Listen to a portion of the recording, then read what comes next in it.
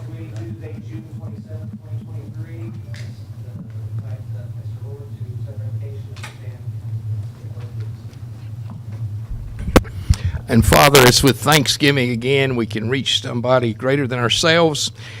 We all know our limits, we know our failures and our good points, but Lord, we just look to you to fill in the gaps and help us. So we just pray tonight, Lord, for the decisions.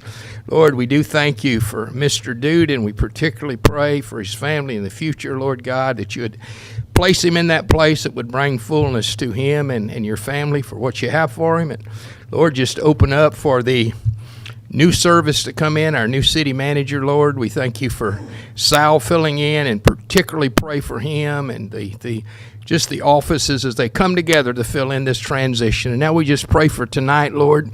We pray that you would just give the wisdom. It says if we lack wisdom, ask, and we know that there's a lot of areas that sometimes we just don't grasp clearly the greatest wisdom, so we just pray for your help. Thank you for loving us and sending Jesus to die so we can have a relationship with you. And we just pray in Jesus' name that order and wisdom and right decision would flow tonight in Jesus' name. United States of America, to the republic for which it stands, one nation, under God, indivisible, with liberty and justice for all.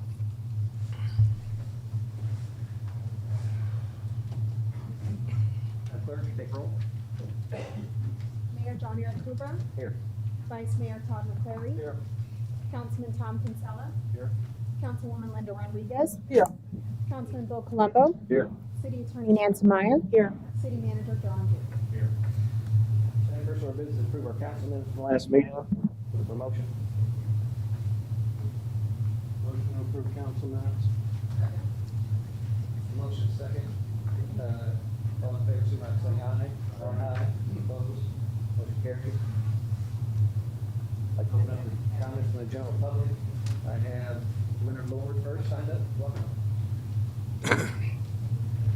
Thank you, sir.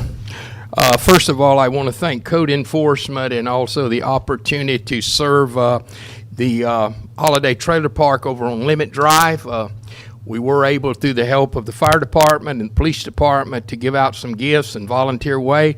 So we had a great time there Saturday, and the police and fire department did a great job with the children. The bicycles that was given by Walmart, the police had, they put the bells and the lights on them. The little Spanish girl, I don't know if you got to see the pictures yet, Chief, or not, but anyway, and the fire department was just great. It's just an honor to serve together, to see things working in the community. And the manager of the park said it was so great they want us to come back again. We do have, if anybody knows an electrician and the church doesn't mind paying, we've got a gentleman lightning hit his place out, an older gentleman there for 2 weeks. He's not had power. We had somebody looking at it. I was looking at an electrician today, lives by me, but I couldn't get a hold of him. So there is that need left. And if you look in front of you, our next thing in the park for the family is going to be the backpack giveaway. They do come stuff for $10.50. Some business people help us. We're planning on having 300 available with a festive time, with a cookout. CMA, Christian Motor Association, will be doing the cooking, and Volunteer Way will be supplying some drinks and other things. Also, then we'll be having our Cure Fest come up the end of September, where we'll gather for the people in the community to come help and do projects, particularly for the elder. We work with Meals on Wheels, Senior Nutrition. We're able to do some things here last year. And then, of course, our Fall Festival, the last Saturday of October, and also working with the Faith in Blue. And a couple of things, talking to our mayor wanting more in the park, and we do have a budget for it. By the way, somebody cares puts aside money to invest back in the community with the local churches. So that's how we're able to do it. So 2 things of a vision. My friend Pastor Jerry Heckike runs the Oasis Coffee Shop, and they have top-line bands come through. So he's had a vision for years. What if Port Richey would want to have a Sunday evening in the park with music? He can line things up, take care of it. We can handle that. But that's something we need to run by, and, the state situation. Also, what happened last year, we had this idea to let the children decorate a Christmas tree. And what we did, we told the story of the tree and what the decorations mean. And so this year we had the idea, if it was something that could happen, what if the children of Port Richey decorated the Christmas tree for Port Richey City Hall? So what we did is move the date to Saturday, December 2nd. If that's something that's possible, we're just asking. We'd be glad to do that. I just think it'd be neat if the city of Port Richey decorated the Christmas tree. Maybe the mayor, city manager, whoever they decide, put the star on the top, and then what if the fire department brought it and set it up here instead of y'all decorating it? Just a thought as we pray for vision for how to just use our park to be something for families to bless them, particularly with needs and back to school and fall festival. So any way we can, be a part of that, let us know, and we'll be praying into it. The other thing, the last thing I'd said, this recreational marijuana that was fast for Port Richey has brought confusion. It'd be good if we could pull that out. So I had mentioned that before. So if you'd just look over that. Okay, thank you. God bless you. Thanks, Vice Clerk. Next I have Pat Rogers. Welcome.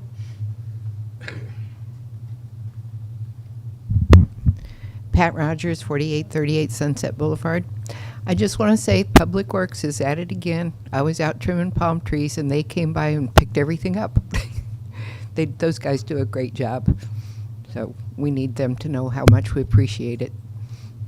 Hey, Pat, before you sit down, I noticed last meeting you raised your hand for a comment during the time we were talking about code enforcement, and I didn't open the floor then, so you want to say something? I don't remember what I was going to say then. That's what we had out there. I didn't write it down. That's all I have signed up for. By show of hands, anybody else like to speak? Dave, Miller? Welcome.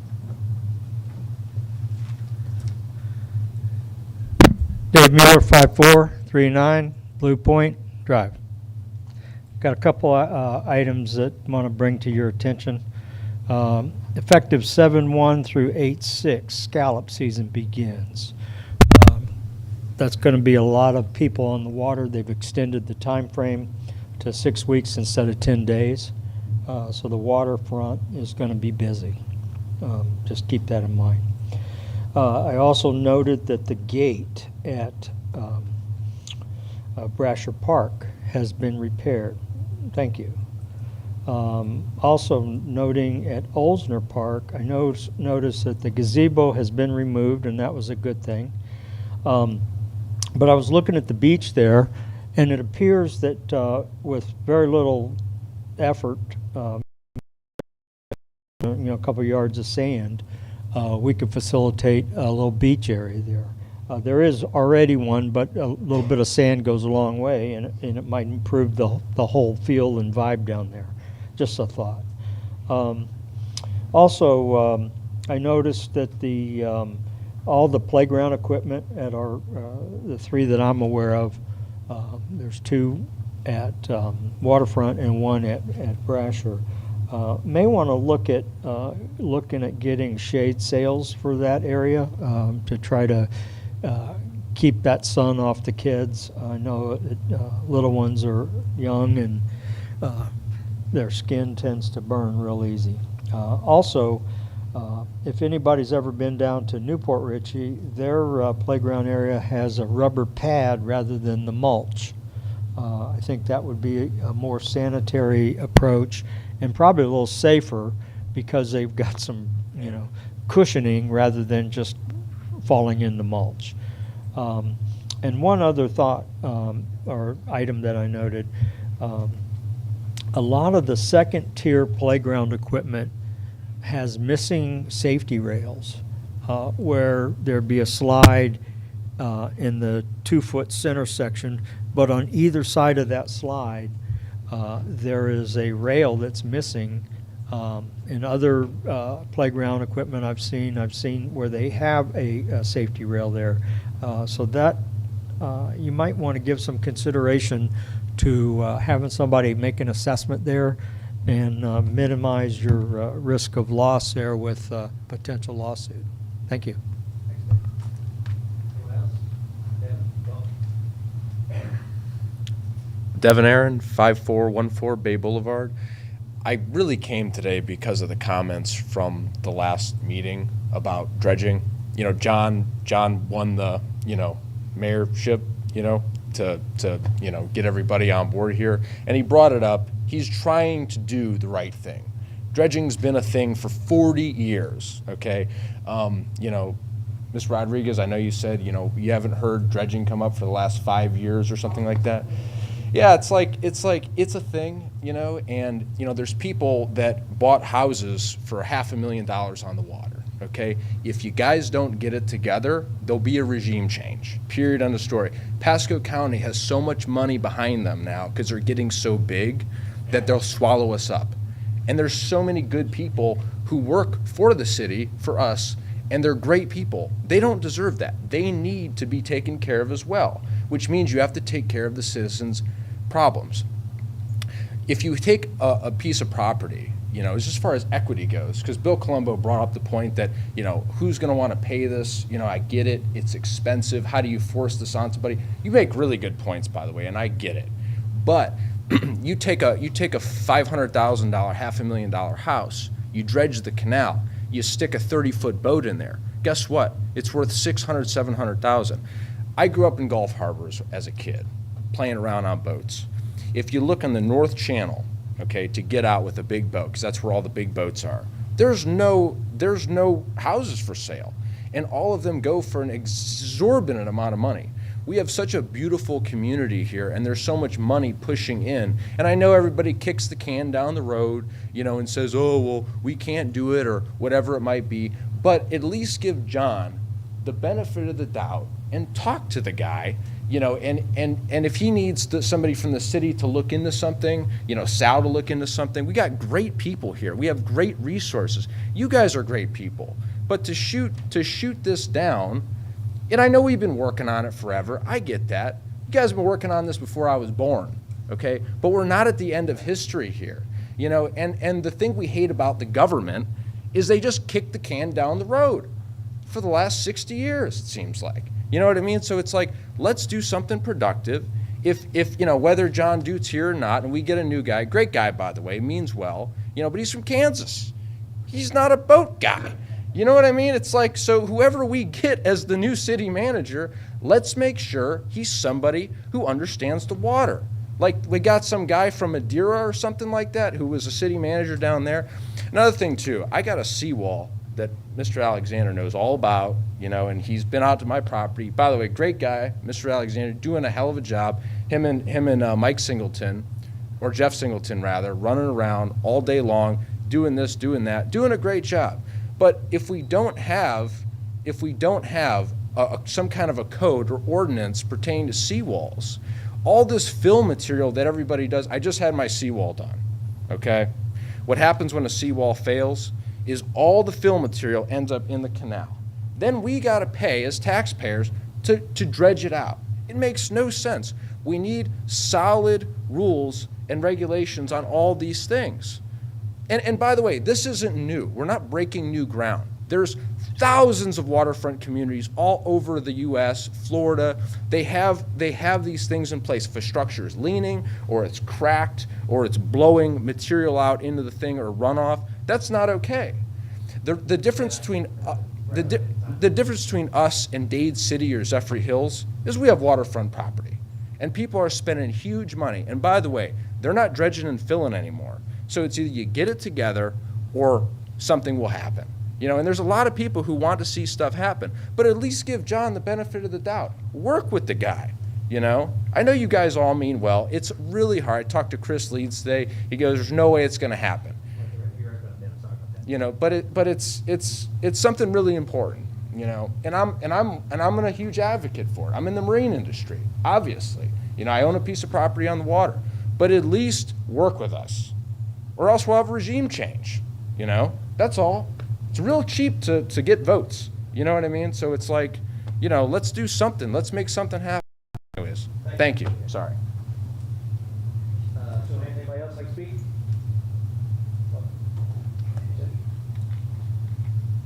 Hello, Cynthia Malin, 5446 Blue Point Drive. One of the things I would like to ask is, last year, you guys talked about hiring someone, teaching someone how to take care of the mangroves down at Waterfront Park. I've noticed that we're no longer having a view of the water except for a few very choice spots because the mangroves have gotten so tall.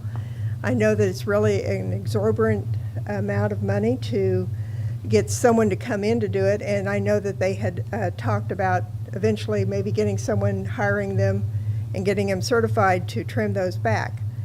I just was curious bringing that back up to you guys because that's a huge resource for us. And, you know, right now, anywhere in the park except if you go on to the very far side of the walkway, just a few places can you see the water. Thank you. Anyone else? Seeing more hands, move on to comments from the city manager. Thank you, Mr. Mayor. Thrasher Park Gate has been rebuilt. It's back in service.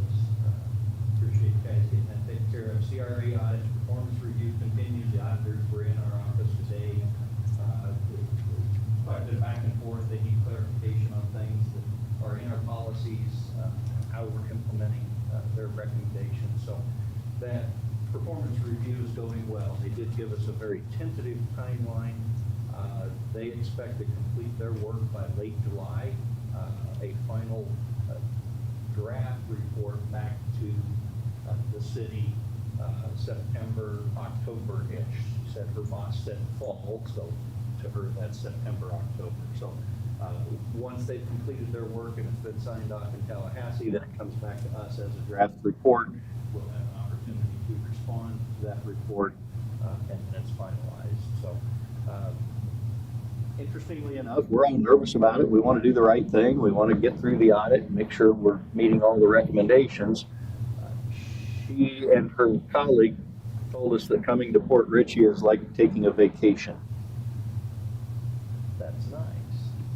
Never had an auditor say coming was a vacation. So I think in part that's just because Port Richey's a lovely place, and in part I think we're getting close to meeting the mark.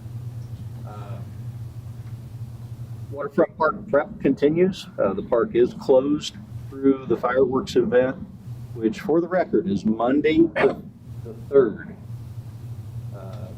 Allegedly, a media outlet may have said that it was on July 4. It is not. It's on July 3rd.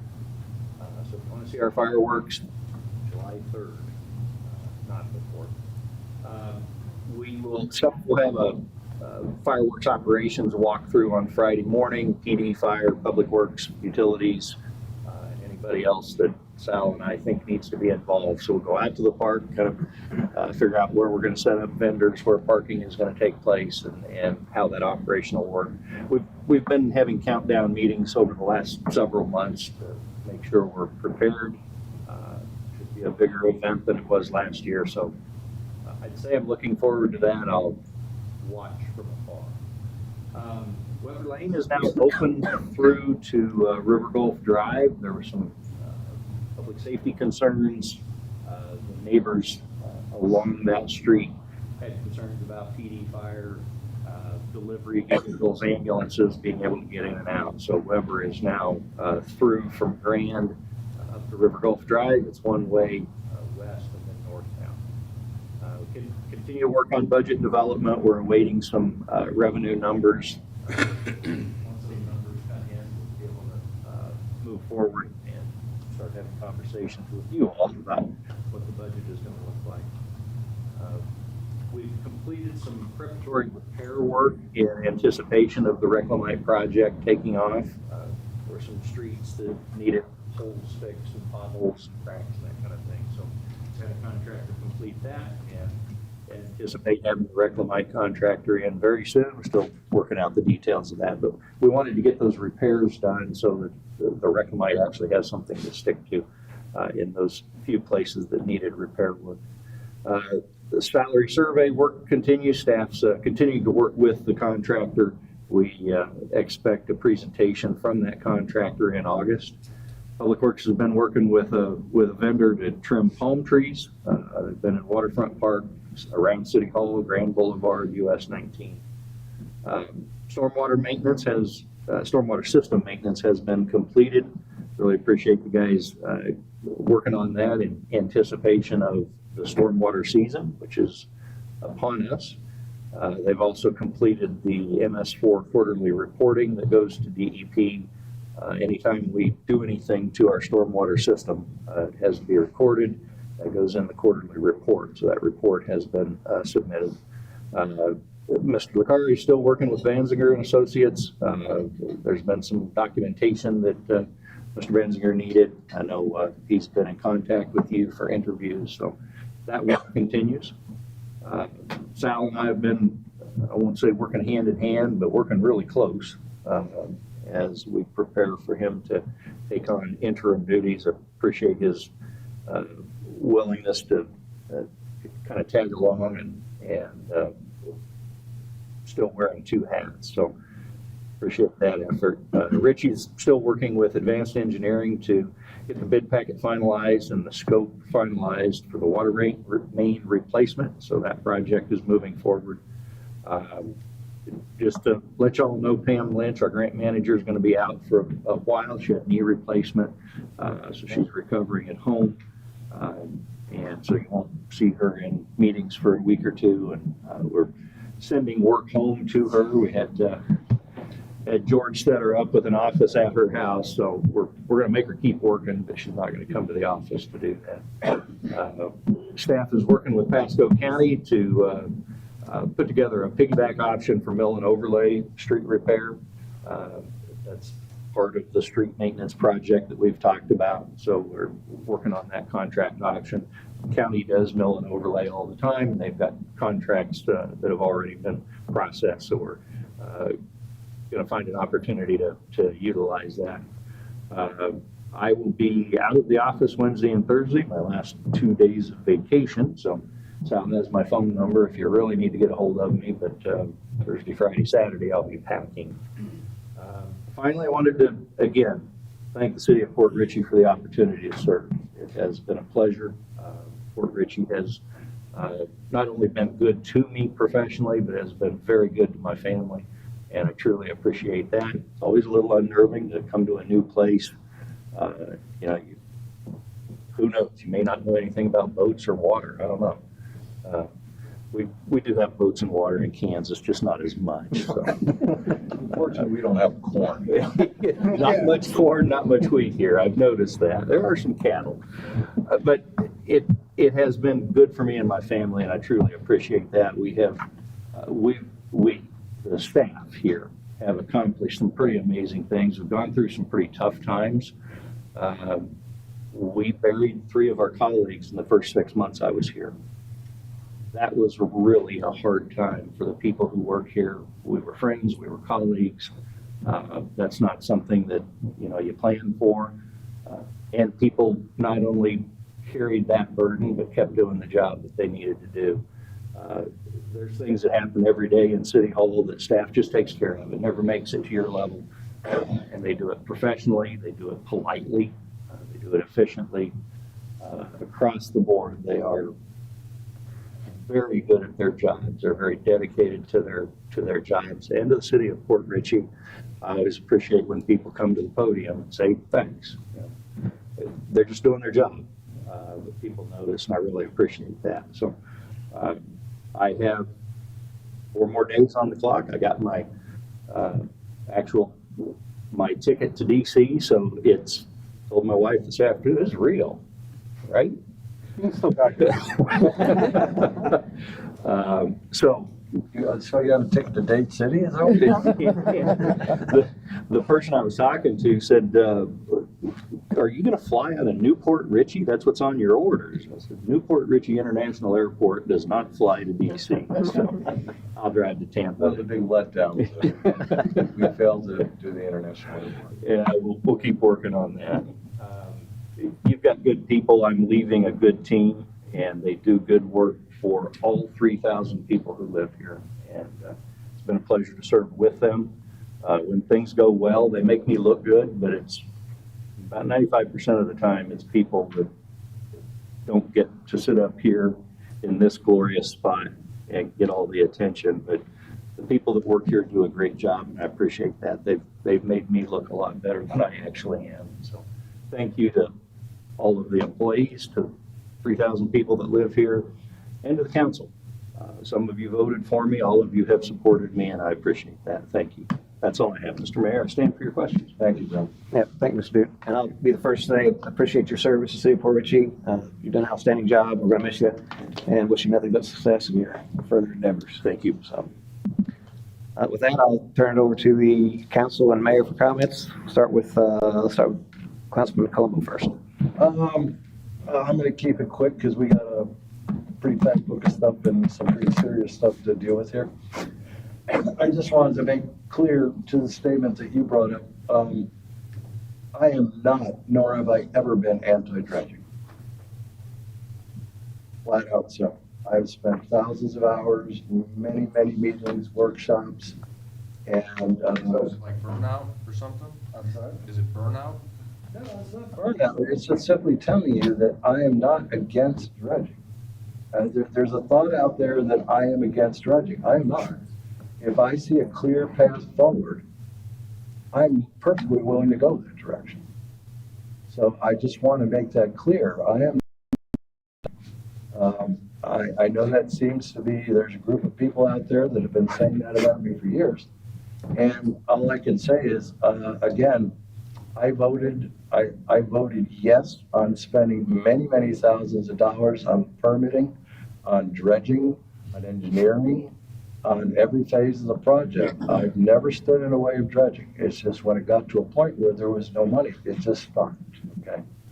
So when a reasonable alternative avails itself to me, when I see something more than I see right now, I'm perfectly willing to explore. So I'm never gonna stand in the way of dredging. So I just wanna make that clear. But let's give them some, let's try something, right? Again, it's just trying something is not a solution, and we're not here to have it back and forth. I just wanted to make that statement clear, right there. Okay. I mean, I was addressing your statement, but, you know, in comment, yeah, we don't have discussions, so it's just like that. That's all, I'm done. Thank you, Councilman. Councilwoman Roberts, I'll turn it over to you next. I do have a couple of things. Through social media and some comments over the past 2 weeks, I'd like to address a couple process issues. First of all, during the comment section, when you guys get to make comments, when I came here 6 years ago and I sat in the audience, it was very frustrating for me that people would talk and the people up here wouldn't respond. It was very frustrating until I found out down the road a little bit that 3 minutes is the citizens' time to talk. It's not our time to respond to you. It's your time. If we talk, that cuts into your time. So I just wanted to make it clear that when we don't answer you, it's not because we're rude. Sometimes I will go up, and I know other people too will go address you afterwards. We'll contact you afterwards. But we don't address you then. But that's your time to talk to us. The other thing I did want to address was I was contacted through social media about my comment about dredging, that I didn't know anything about it. That comment was not that I don't know anything about it, sir. It was about the fact that was made during your comments during comments. The comment section is not an action item. We don't vote on things during the comment section. And when you bring it up in comments, for us to vote on something, quote unquote, is not appropriate because we haven't had the opportunity to investigate, to look into what you're talking about. So I also am not against dredging. I don't live on the water, but I am certainly not against dredging. I have not been in Mr. Colombo's shoes, been up here for a very long time.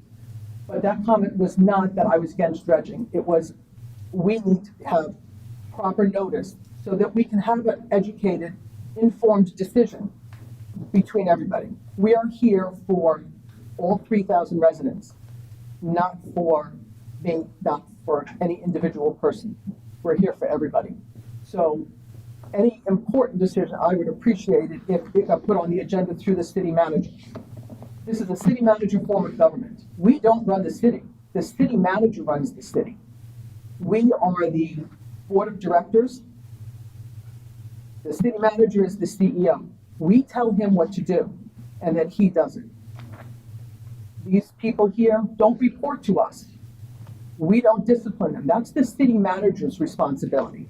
If we have a problem with anyone in the city, we need to go to that gentleman. If any resident has a problem with any city employee, they need to go to, or whoever sits in that chair. We can certainly direct them that way. But it's not my job to discipline anybody here, or nor is it anybody else on the city council. So, that was very frustrating to me as well. I've been sitting in those seats for 6 years. Every time that Mr. Mueller and I were sometimes the only two that were here through COVID, sitting there during these meetings. So it does get frustrating out there. So I did want to address the comment section. I did want to address my comments. When I said I don't know anything about it, meaning you would brought it up in the comment section. It was not on our agenda. No one had time to prep for it. Hence my statement. That's all I think. I'll come back to that when I do my comments. Yeah, thank you. Councilman Casella? Very, very good, Mrs. Rodriguez, thank you. One thing, I've heard you comments made about the, limit road, a lot of illegal dumping taking place along there. Referred a couple of folks, to the city. But apparently it's an ongoing problem. I guess the question is, there's who owns what? I guess there's 3 jurisdictions there, and so it's confusing. And challenging, but the residents that live back there, they feel like it's all the city of Port Ritchie, and they would like to see something done. Our police could control that a little more in those areas. That would be very helpful. A concern, Mr. Newton, thank you very, very much for your service. When you came to Port Ritchie, you jumped into a hornet's nest with both feet, and it didn't stop you. There was a lot of unknowns. You brought a lot of these unknowns to the council. We had no clue.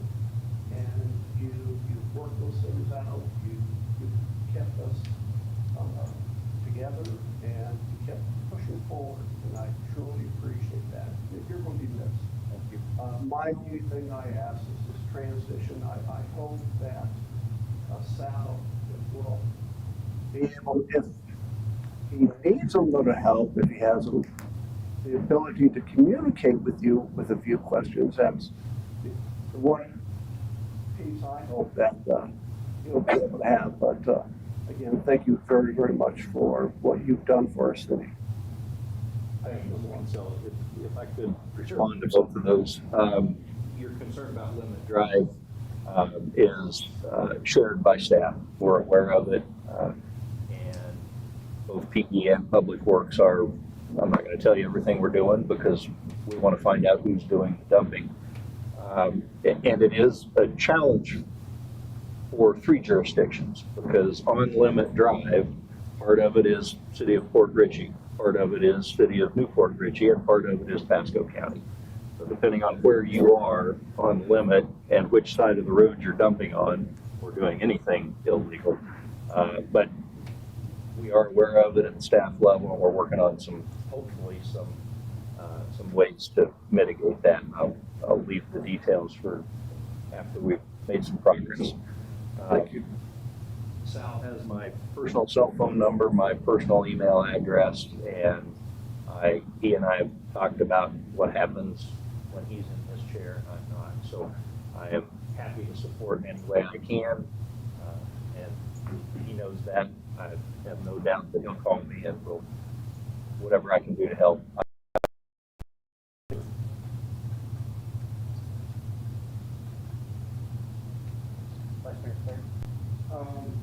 Not to sound redundant, but to echo what Councilman Gonzalez said, thank you very much.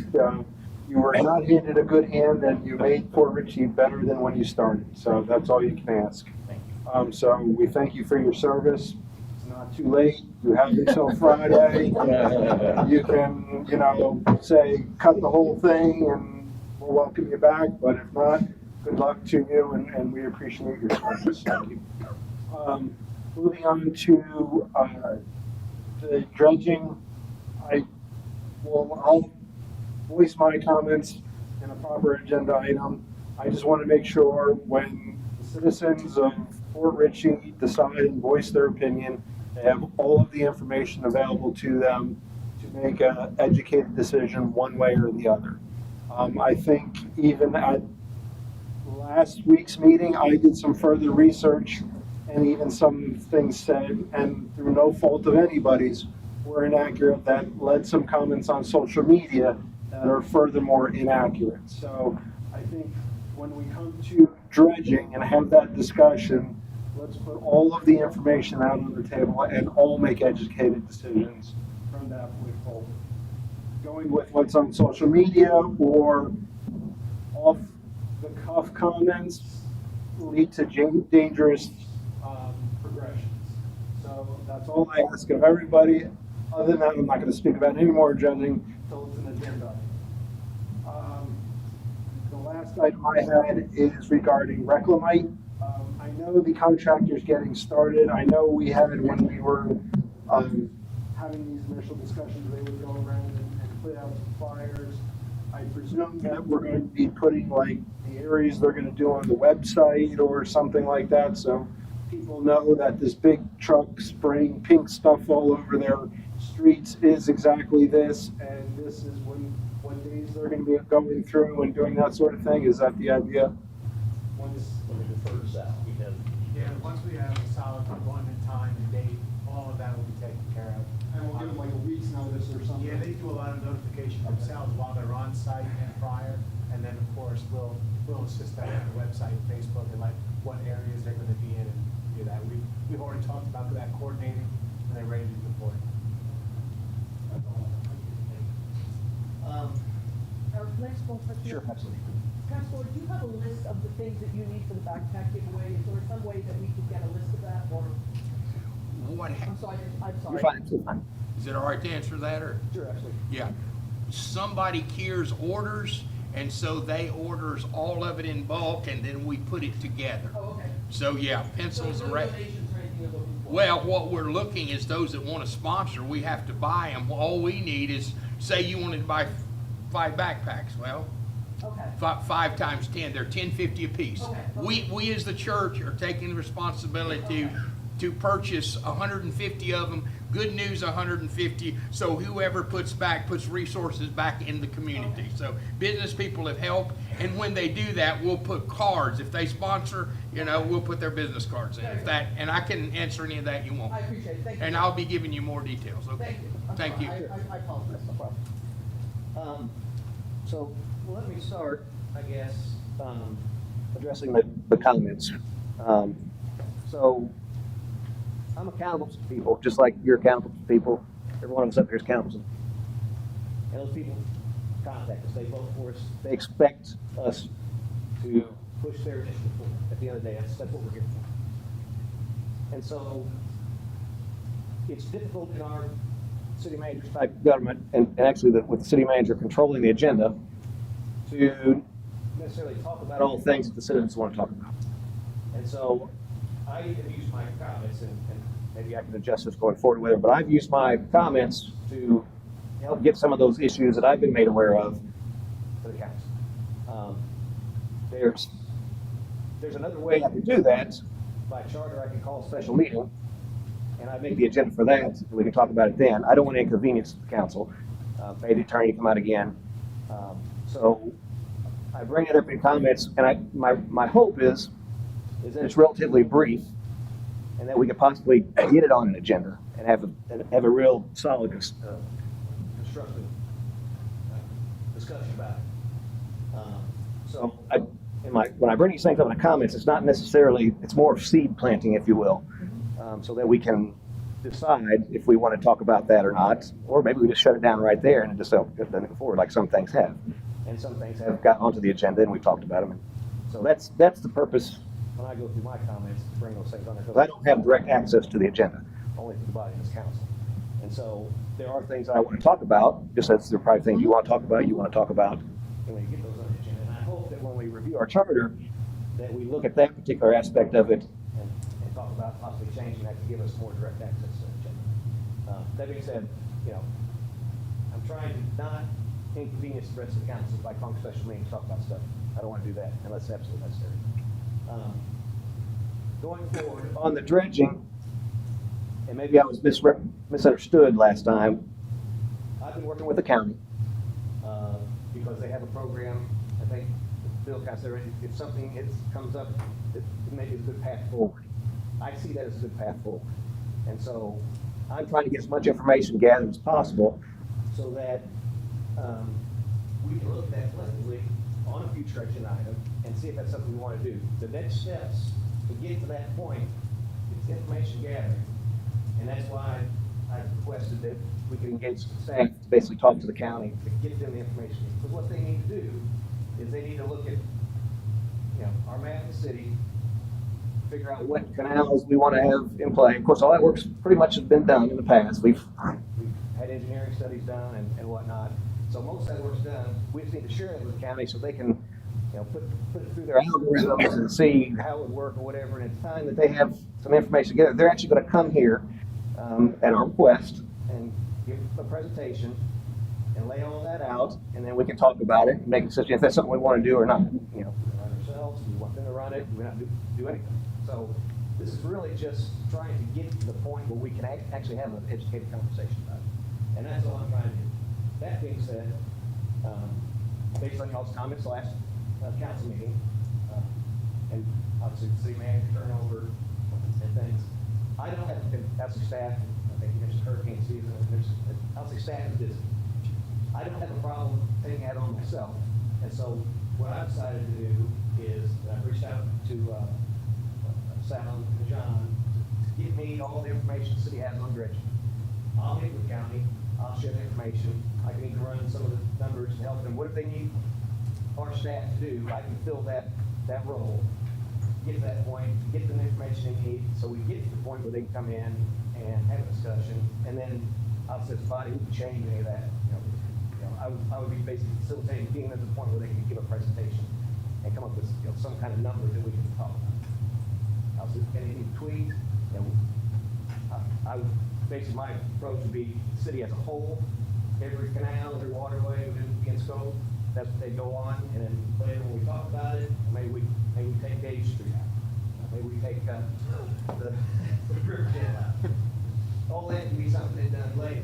We just need to get to the point that something we want to do or not. So that was all my comment on dredging was last meeting was to engage staff because that's what counts. So I'll fill that role going forward once the information gets to me, and we'll go from there. We'll talk about it. The only other thing I have, you have a long agenda tonight, so I'm keeping it brief. I wanted to bring up this because it's one of the things I campaigned on. I think it's important. Is town hall meetings. I had a brief conversation with our attorney before this. My idea originally was that I would put on a town hall meeting, an open forum where citizens can come. We have open communication back and forth, not so formal, and I can hear from them, they can hear from me, and we can have good feedback from the citizens.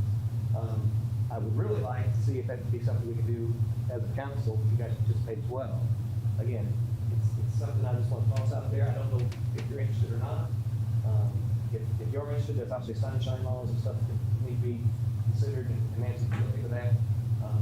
The second part of that is our CAC has done meet and greets at different meet your neighbor and whatnot events at the different restaurants or whatever. I'd like for them to actually put on, advertise, whatever, schedule this town hall meeting for me. If that's not something that you guys are wanting them to do, I'm happy to do it myself. But it's something I think it's important to get together with the citizens, get that feedback so we can go with the program. So that being said, I just real quick open it up. Are you guys interested in participating in town halls? What is it to hear a few citizens' thoughts? I just want to make sure the legality of it. Right. Yeah. But I told my city council person, said, yes, we're interested, let's look into it and make sure we can do it and follow the right procedures and go from there. And the second part of that, do you guys oppose to have the CAC kind of spearhead that, schedule whatever, if we decided to do that? Well, let's look into it. Absolutely. The only problem with that is by the time she gets to it, they only meet once a month. So that would, and we meet every 2 weeks, so that might be something that you might want to think about. By the time they get together and then it comes here, that alone is could be a 6-week lifetime, so. But if that's what you want to do, Yeah, okay. Well, that's obviously a promise I've made to the residents, and I want to follow through with that, being supportive, and like I said, love to include all of you, so let's. Thank you. That's all I have. Next, comments from boards and committees. Do we have any board comments? None? We'll move on to the regular agenda. First item is the consent agenda. Look for a motion. Hi, I'm sorry, can I take just 1 minute? Sure. I'm Pat, I'm from the Suncoast News. Hi. I have egg on my face. I'm the person that got your date wrong. I am so sorry. I don't usually make mistakes, but when I do, I make the big ones. So I just wanted to say briefly, if you guys ever see anything that's a mistake, if you get in touch with me right away or the editor, which is in the paper, we can change it in the online edition like immediately. So can't do anything about the print, but we can make sure that online we get it right. So unfortunately, tomorrow's sitting right there. I already, as soon as I heard you, I was on like texting my editor, like, oh geez, fix it. So I hope you don't get a mob. I'm really sorry. If you don't mind, we'll just pass my cards around, and that way you can always, get in touch with me and or him.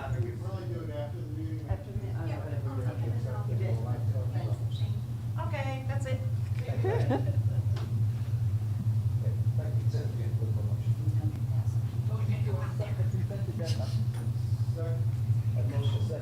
Any further discussion?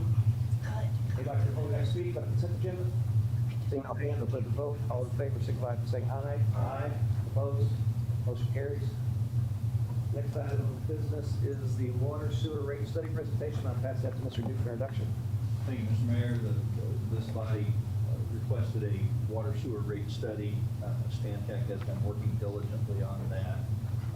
In your packet is an ordinance to accept the recommendations of Stantec. So I think we start with the presentation and then move to the possibility of an ordinance. So I'd like to invite the Stantec team and hear what they have to say, all the good news. Heard something about When you're ready to present, you can turn it on. Okay. And then just go left or right. Very good. And I believe it's right to go to the next slide.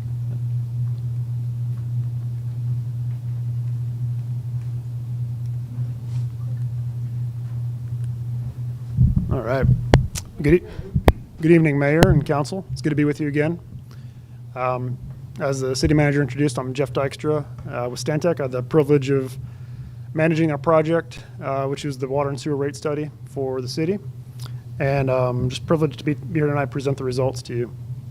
I've got a presentation that I want to walk through, and it's a lot of material, so I'll try to cover it quickly, and happy to answer any questions that you may have. A comprehensive utility rate study includes a lot of different components. Fundamentally, though, there's two key issues that have to be addressed within a rate study, or two objectives. Number one is to identify how much revenue is required for those rates to recover through charges for services from customers. And then the second question fundamentally is, how is that going to be recovered? The utility as an operating unit has several different fees and charges associated with it for services. You have the charges for monthly service. So as customers use water and wastewater services, they pay for those. The utility also uses miscellaneous fees. These are one-time charges for specific services like account turn-ons, meter installations, those types of activities. So the utility recovers revenue for the cost of that. And then also impact fees. So these are one-time fees for new development so that growth can pay for growth within the system. So I'm going to walk through those components and the results of it, of our study tonight. But I want to first kind of lay the foundation and provide some context for the utility as a whole, but also some historical context on the rates that the utility, water and sewer utility, has had. So in the context of our rate study, it's really important, especially for this conversation, to understand that the water and sewer system is operated and managed by an enterprise fund through the city. And that means that it recovers its costs and charges for services. So it's not a tax, it's a charge for service. And so as customers use water, they pay for it, and so forth. It's not funded by tax dollars, and so I think we need to just understand that as we're walking through here. Also understand that utilities, water and sewer utilities, are capital-intensive businesses. The utility itself has a treatment plant, a water treatment plant, over 45 miles of water mains in service underground that people don't see, and hopefully don't see water other than to come from their faucets and sinks and toilets. They also operate 30 miles of sewer mains underground and lift stations to pump wastewater to Pasco County and to the city of Newport Richey. The last time the utility adjusted its rates was in 2017. Since that time, the utility has seen its operating costs increase by around 33%. During that same time period, revenues have also increased at around 13% due to growth, but there hasn't been a rate adjustment. So you can just, if you think of, if you're back in 2017, if you're at a neutral position, but your costs have gone up by 33%, your revenues have only gone up by 13%, you can see how there would be a cash flow issue there. Additionally, staff has identified significant capital needs and reinvestment needs for the system, and so that's been factored into the study as well. And so all of these things, we think about them, and proactive rate and financial management is absolutely critical for a utility to be sustainable, but also for the city. You think about what a city would be like without a functioning and sustainable utility, and I don't think any of us would like the results of that. The utility's last rate study was done in 2013, or completed in 2013.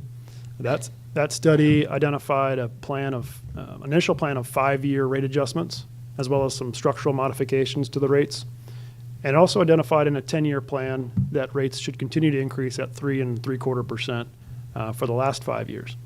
The city implemented the first 5 year of that plan, adopted it and implemented it. The last 5 years, however, the city did not modify its rates accordingly. And you can see in that graphic to the right, the city's rates have maintained at the current levels since 2017, while the industry as a whole, the water and sewerage series of the Consumer Price Index, that's increased by roughly 4% per year during that time period.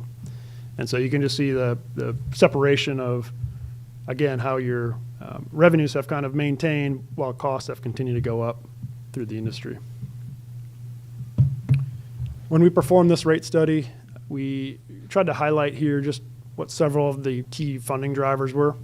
So I'll just step through them briefly. But number one is we have to make sure that the utility is financially sustainable. The utility has outstanding debt that it needs to service, and the promises made. And so you have to make sure that you have enough revenues to service that debt. In 2023, we were projecting an operating deficit for the utility when we performed the study. So that just means that your revenues weren't sufficient enough to cover the operating expenses and your minor capital outlay that would be cash funded. And so that needs to be addressed to have a sustainable utility. Since 2017, a big chunk of your operating expenses are bulk purchases for sewer treatment from the county. And the county's rates for bulk sewer have gone up about 50% since that time.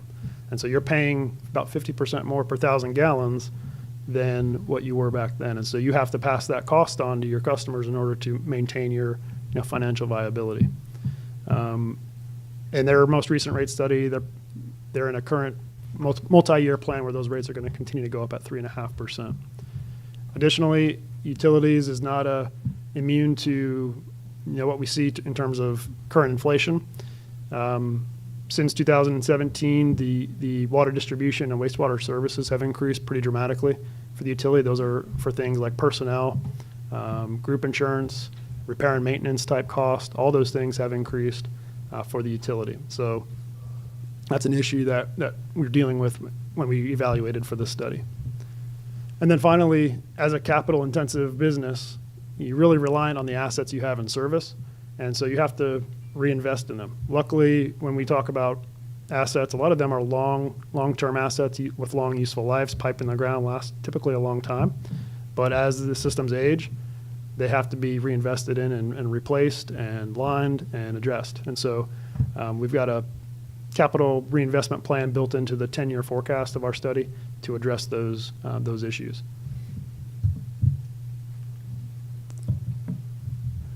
The first step that we took when we first identified the cost requirements for the utility, we wanted to evaluate to what extent your current rates could support those costs. And so this graphic just depicts what that would look like if you maintain rates at their current levels. And what you can see is, just a graphic in the blue of what your annual revenues or cash in is. The black bars what your cash out is, and you can see just on an annual basis those deficits where you're not fully able to fund operation and maintenance expenses, service your debt, and reinvest in the system as you should. And so essentially in 2027, you would exhaust your fund balance for the utility, and you would be unable to service your outstanding debt as soon as fiscal year 2025. And so that makes it absolutely critical that the operating deficits and the rates get addressed now. We did develop a plan to address that, but before I show you that, a second component of the study is to evaluate the cost allocation. Essentially what that is just looks at, you manage a combined water and sewer enterprise fund. What the cost allocation process does is identify what costs are associated with water and what are with sewer, and what are the revenues that you get from those services, because there should be an alignment of that. It's never going to be perfect, but the idea is for there to be a general alignment of cost and revenues for each system. What we found is that the sewer system is under recovering costs. I think there's a couple reasons for that. One is that you've experienced a big chunk of your operating expenses is that Pasco County or your bulk sewer treatment service charge, and that's gone up while your rates again have stayed flat. So your costs have increased, I think, more dramatically on the sewer side than they have on the water. Additionally, in the last rate study, there was a recommendation that the city implement a customer billing charge on the sewer side, just like you have on the water. This is at the moment, it's about $3.77 per month. That's a charge to water accounts. That recovers the cost of customer service and billing, meter reading, and that sort of thing. That wasn't applied on the sewer side, and so the revenues have been a little bit lagging, partially because of that on the sewer side.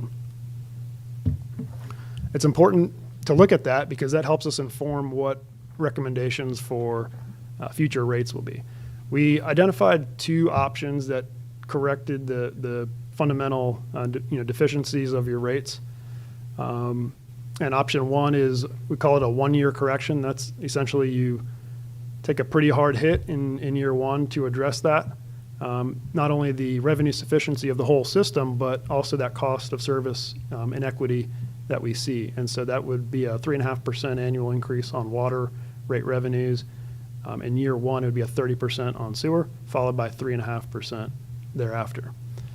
Option B is what we're recommending, is a 2-year phase-in of that, with 6% for water for 2 years, 13.5% for sewer for 2 years, and then we're looking at annual rate indexing of 3% for water and 4% for sewer thereafter. Both those plans are very comparable over a 10-year period, so there's not really one or the other is better. It's really more so what we would recommend because of the magnitude of the increases. We would recommend more of a phase-in plan to do that. I do want to point out that, if rates had gone up at 3.75% over the last 5 years, we wouldn't be in this position that we are today, unfortunately, to have a large increase like this needed. So the idea is to kind of reset the deck, get on a good footing, and then in the future, we're looking at kind of very level rate increases going forward. The next part of the study was to review the rate structure itself. So this is, when you think of rate structure, you have a base charge that's fixed no matter how much water is used, and then you have a tiered structure, and that's you pay more per unit the more water that you use. And what we found is that your rate structure is comparable and in line with local practice. So we're not recommending any structural modifications to the rates, just the level of the rates. One thing that we did look at in our recommending, we noticed that on your sewer base charge or fixed charges are really, really low compared to the industry when we look at either locally but also other small cities. You can see in the graph on the right, currently the fixed sewer charge is $10.15 a month. The two bars to the right show a local average, in the geographic area, but also a smaller city average throughout the state. What base charges allow you to do is, because so much of your costs are fixed in nature, meaning regardless of how much wastewater or water flows through your systems, you have to have the assets and the people in place to provide the service. And so what that helps you do is recover more of your fixed charges and create revenue stability so that you're not so reliant on high water usage, for instance, to generate the revenue that you need. So for the water system, what we're recommending is applying that 6% increase across your base and volumetric rates. On the wastewater side, though, we're recommending that you maintain the same structure, but you implement the sewer billing charge, just like you have on the water side. So that would be $4 a month, just like it will be for the water system. But what that does is that helps take your base charge from its current level at $10.15 up to about $15 when you factor in an increase to the base charge as it is as well. So that's really the one modification to the rate structure that we're recommending. The results of that are just depicted here. This is a quick snapshot of the existing rates versus the proposed rates, assuming that option B, which is presented before you tonight. This is for the inside city customers. Your outside city customers pay pay these rates times 1.25, so they pay a 25% surcharge for those customers that are outside the city. Is that a set charge legally, or is that? That's what's allowable via Florida statutes. You don't have to have that. It's just the maximum allowable. Yep. Some communities might do 10%.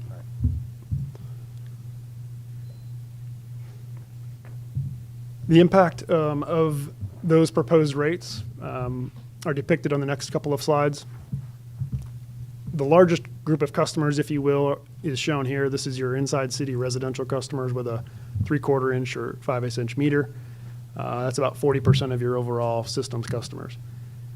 Usually they're using in the range of 3,000 to 5,000 gallons a month on average. It's going to fluctuate just depending on what's going on in the home. And for one month it might be 3,000, next it might be 4, but you can see around 84% of your bills for that customer group are at 5,000 gallons or less. So with these proposed rates for next fiscal year, their bill is going to increase anywhere from around $6 to $10 a month as a result. And then there's the $4. That's included in that. That's included. Yep, Okay, thank you. absolutely.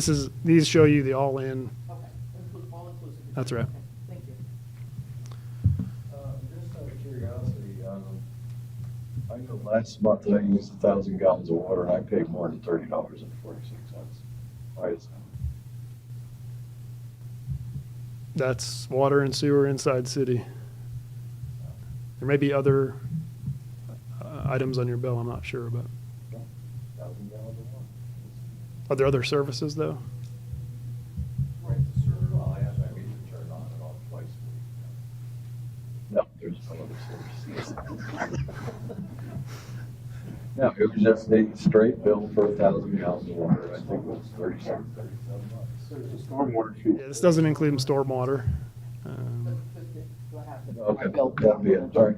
Yep. Yeah, this is just water and sewer. About a third of your customers are outside city with water only, so you don't provide sewer service to these customers. And they're just going to see a 6% increase to their bill as a result of the water system increase. So you can see you're in the range of $1 to $3 a month typically, and that's just for water only if you're outside the city. I guess this doesn't show up as well as I would like from a distance, but one of the ways that we can measure your rates and the reasonableness of them is to compare them to other communities. So here we've got a whole host of communities from within Pasco County, Hillsborough County, Pinellas County, and maybe even others. But just to give you an idea of how your current rates for a typical customer compare, right now you're one of the lower, on the lower end. You'll see a third from the bottom when you look at these other fiscal year, current rates in place now. With the proposed rates, if none of the other communities did anything with their rates for next year, you would move up. You can see the proposed FY24 there in the yellow bar that's higher up on the chart. I do want to point out that we work for many of these communities, and just all the work that I'm familiar with in the area, a whole host of communities have this rate increase idea for water and sewer service is not unique to Port Richey. Pasco County is in the midst of a 1.5% water, 3.5% for sewer plan for several more years. Newport Richey increases rates by 4% per year by ordinance. Dunedin and Tarpon Springs have 6% years in place. Pinellas County just passed a 4-year plan of 5% increases on water. So I mention all of that just to tell you that Port Richey isn't the only community facing the need to increase water and sewer rates. And so as a result of that, I expect if you looked at this chart this time next year, you'd still be in a comparable spot on the bottom half of the overall local comparison. Communities are much larger, obviously, and so we did want to show what would this, how do your rates compare to other smaller communities? So we found a number of communities within Florida with populations of less than 10,000 who also provided water and sewer service.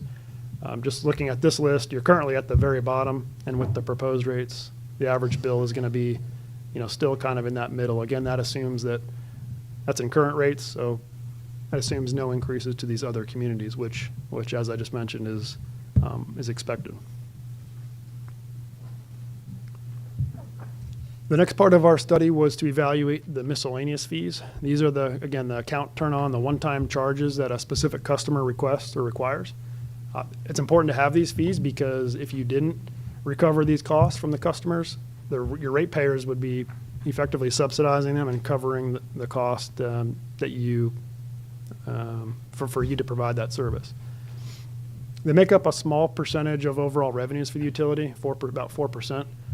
And so the impact of it isn't expected to materially, change the direction of the magnitude of rate increases, but it does provide a level of equity, and it does provide you revenue that can be used to strengthen the system and offset future rate adjustments to some extent, albeit small.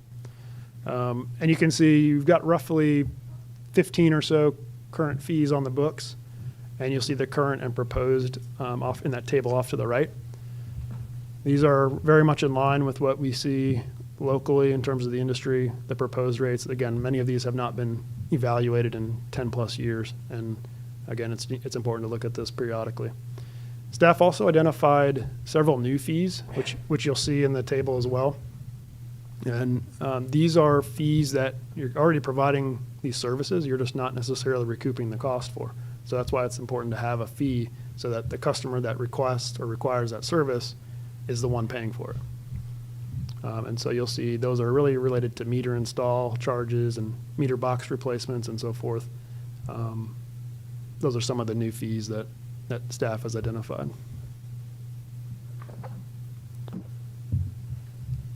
The next component was customer deposits. These are one-time initial deposits as a customer begins an account relationship with your utility system. Customer deposits are important. Almost every water and sewer utility has them. And the reason for them is really quite simple. You bill in arrears, which means you've already provided the service and incurred the cost to provide the service before they're paying you. And so it's a way for you to minimize the risk of non-payment if you have a customer who you don't know anything about in terms of their payment history, and it's a way to mitigate that risk. These are returned to the customer at account closing, so it's not a fee that they're paying you and you get to hold on to it forever. As long as the account's in good standing and when the account closes, they're going to get that deposit back. Within the industry, they're usually calculated on anywhere from a 1 to 3 month of a typical bill basis. Again, these have not been updated, just like the miscellaneous fees, for about 10 years. And so these should reflect your current rates and your current disconnect policies.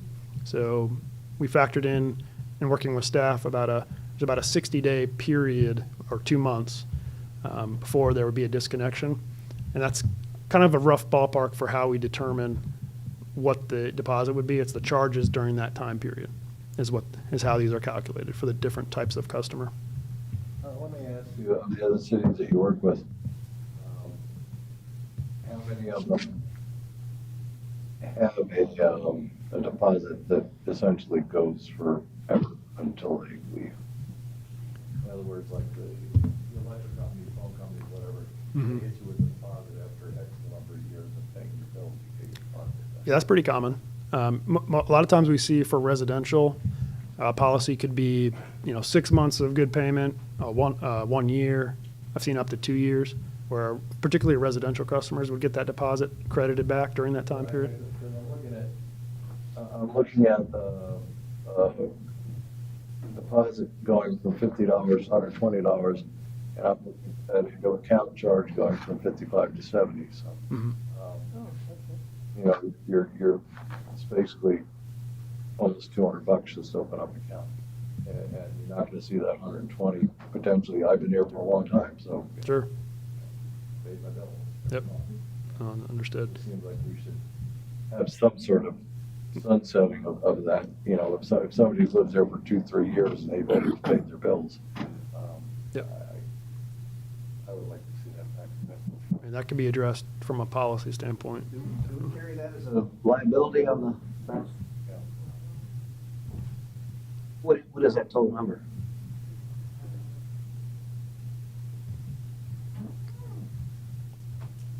A lot of times for commercial or non-residential accounts, that's usually, I see that a lot of times where that's just returned at the time of account closing. But residential, a lot of utilities will give that back earlier with good payment history. And then finally, we looked at the impact fees. So these are those, go by a lot of different names within the industry, but effectively these are the one-time capacity-related charges. So that as you have to expand your system, particularly your pipe network, you're paying, those customers are paying for their incremental growth. These were updated again 10 years ago. And you'll see the results on the bottom. What we're actually seeing for the water fees is a reduction from $13.96 per ERU down to $1,230 per ERU.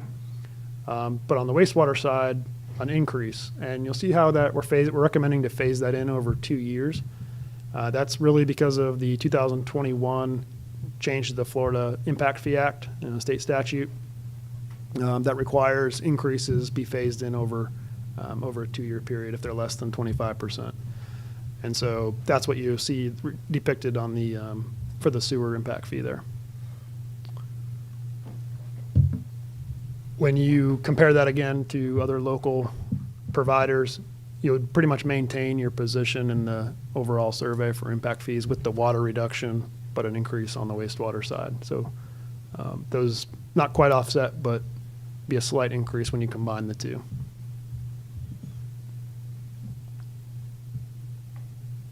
And I will point out impact fees, again, a lot of communities don't necessarily update these very frequently. And those that have are usually on the higher end. We've seen capital construction costs in the utility industry be absolutely enormous and skyrocket recently. And then in conclusion, just want to summarize what we went through. A lot of material, I know, but the existing rates for your water and sewer utility are not sufficient to meet the costs, both in the current time period that we're looking at, but also as we project out into the future. And so we are recommending that you implement the proposed rates that you have in front of you to be effective this October. And then for the next 5-year period, we're looking at those level of increases: 6% for water in 2025, 13.5% for sewer that year, followed by 3% for water and 4% for sewer in the out years. As a result of that, the proposed bills, which we showed you, are locally comparable. It's not like you're an outlier. Right now, you're on the lower end, thankfully, so that, just from a comparison standpoint, you can absorb that and still be comparable. And I expect you to remain that way as other communities are also increasing their rates. And then we also recommend implementing or adopting the miscellaneous fees, customer deposits, and the impact fees as well, effective in October 1st. And then finally, one of the things as we were looking at your system and your utility, I think committing to more frequent reviews and updates is going to be really important to make sure that if you adopt these rates tonight, I can't tell you in 3 years what things will look like, what the macro economy will look like, what your city is going to look like, what costs are going to look like.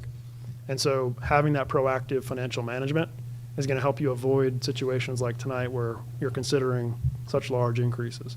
One of the benefits of doing that too is, if we implement the rates and we're on this 3% for water and 4% for sewer plan, we could come back in 3 years, and if the capital needs don't pan out and aren't as executed as expected, you have the opportunity to potentially lower that level of increase, or it could be higher, but we won't know until you are proactively managing utility rates in that way.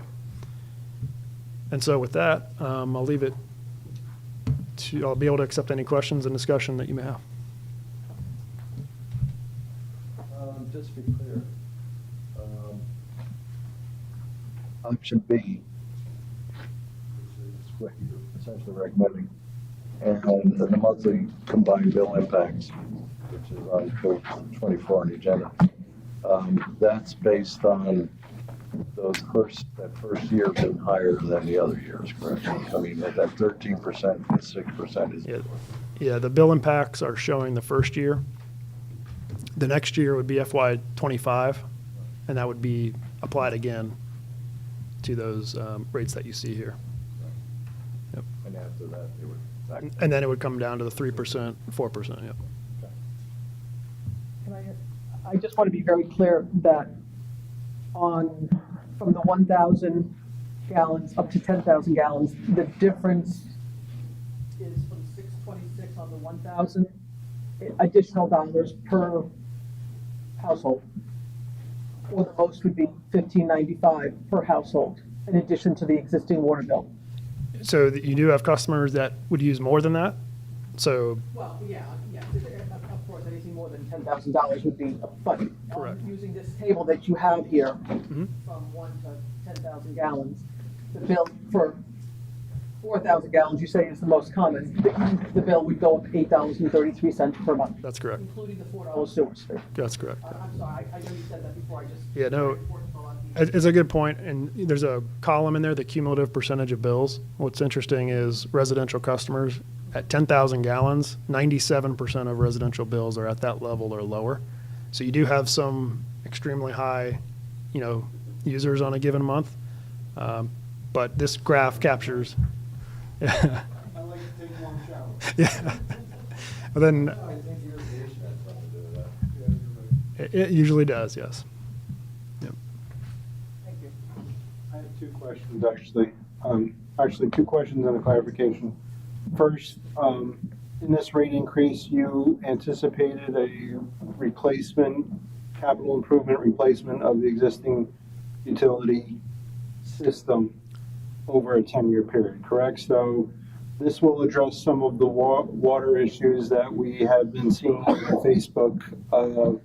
At least the intent is to address some of the water issues that we've been seeing on Facebook as we repair and upgrade and replace the existing water system, correct? That's correct. It's not a replacement of the whole system. It's a programmatic, let's look at areas of most importance first. And staff is, that was work that they had done and provided to incorporate into the study. So we didn't do any kind of analysis in terms of prioritization of projects. That was staff driven. But this plan does allow you to fund, almost $9 million of infrastructure reinvestment into the system. That's right. Over 10 years. Over the next 10 years. See, Therein lies my problem is for, for the folks that are looking at the nasty water, they're saying, tell them that their problem might be solved in 10 years is a pretty hard pill to swallow. Well, part of it is recommended for bond issuance. And that's my direction. And But that it would fund it either way. That's So- something I've been saying for a long time, is the only way we're ever gonna do a substantial number of water line replacements in the city is going to be a bond issue, which again, would be built into the rates. That's correct. You would be paying on the bond. That's right. And in our study, we did anticipate some of that being funded through some kind of loan or bond as early as 2025, for instance. So, The interest rates right now, no hurt to pull a bond. yeah, that's just from a timing of the needs provided to us, that's kind of when we were seeing it. Obviously, you have to evaluate, market conditions and so forth, but. Two more questions. I'm trying to square the circle a little bit. Previously, we had a 3.75% per year rate increase. It stopped 5 years ago. You had said if we continued that 3.75, we wouldn't be in this problem. From this point forward, you're saying you're recommending a overall 9% increase, and then we go back down to 3.4%, which is less than that 3.75%, presumably in a higher interest rate environment. How do we, that part doesn't make complete sense to me. Yeah, so again, that study was done 10 years ago. So it had different growth assumptions, different cost assumptions. The growth actually has come in higher than within the city, as not that there's a ton of growth, but there is every new. You're anticipating further growth into this? There is some growth built in, around 1.5, between 1.5 and 2% on any given year. So we're talking like 50 new accounts, for instance. And I will, the answer isn't that if you did 3.75, it would be exactly the same as this. I'm just saying from an order of magnitude perspective, you wouldn't be looking at a situation where you've got, an overall 9% increase needed for a couple of years. And just to also, based on recommendation number 2, recommendation 1 would be as bad, I guess, but right now, the way it is, you're looking at a $15 per month for the average user cost increase in fiscal 24. And then you're looking at another, $8 to $10 increase over fiscal 24, and then another $8 to $10 fiscal increase in fiscal 25. So between now and 2 years from now, we will have a $20 per month increase in rates. I would say more around 16 to 17, but. I just want to make sure. Yep. So on the same line, going with those financial results, option B, you have a 2-year phase-in, which you're recommending. Was there any consideration to a 3 or 4 year? There was a little bit given to that. Part of it was the more that you phase it in, we have to make sure that we were seeing operating deficits in the current year. And so the longer you phase it in, the less benefit you get of that initial increase. And so 2 years was kind of the maximum that we wanted, that we felt it would be appropriate to phase it in. You certainly could entertain that. It would just put more pressure on your current, current. Trying to get ahead of the debt that we're actually incurring. That's right. You got to get us to neutral, and then you start growing. Yeah, you're playing catch up, basically. Yep. So that factored into the thought process there.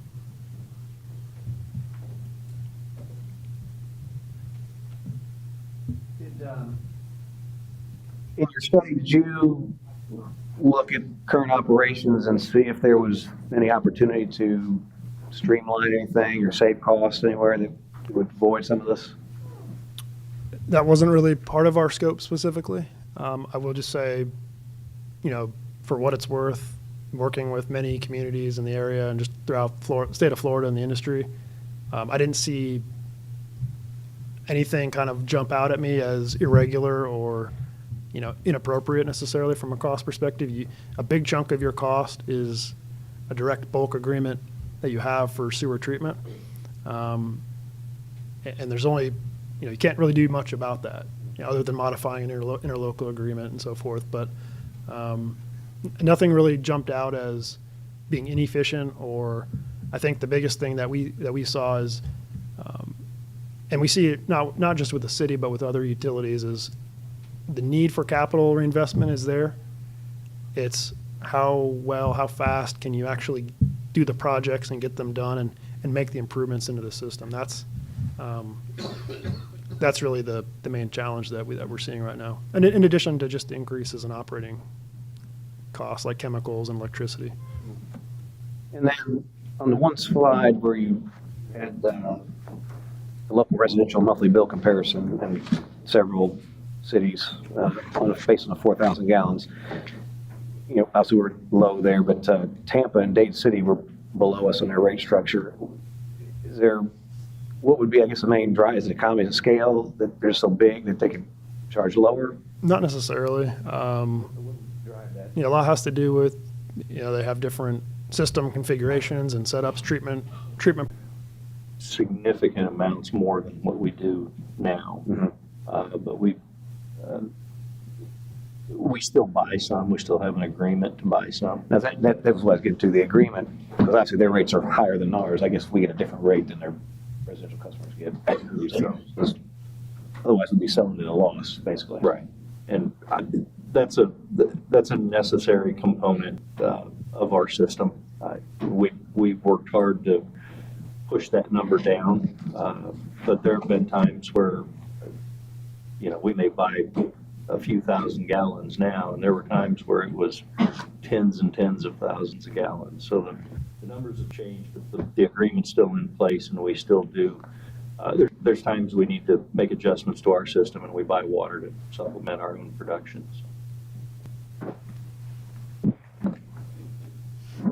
I might add, there was a time when the city bought significant amounts of water. We had some major problems in the city. I don't know how many of you were around for that period of time, but literally the water was brown all the time. It was so bad. And subsequently, the city bought water from Newport Richey and did a lot of work on the well fields, the lines that were going from the well fields to the water treatment plant. There was a lot of work that was done that cleared up that issue. So the city got to back down off of that couple of years where we purchased a lot of water. So that was the history behind that. I mean, literally it was brown water all the time. Yeah, so you just walked around clothes because Well, there's times where the operation of our system, we may have to take a portion of our production down for maintenance, and those are times where we'll lean on Newport Richey and buy their water while we're doing maintenance. So it's, like I said, it's still a necessary thing, but it's the numbers are not. We're not buying water like as Mr. Colombo described. With the current rates, I guess what it boils down to is when we do that, are we paying more for the water than we're selling? So, if that's the case, obviously that would dwindle our. Yeah, we don't make much money on the water we buy from Newport Richey. They do okay.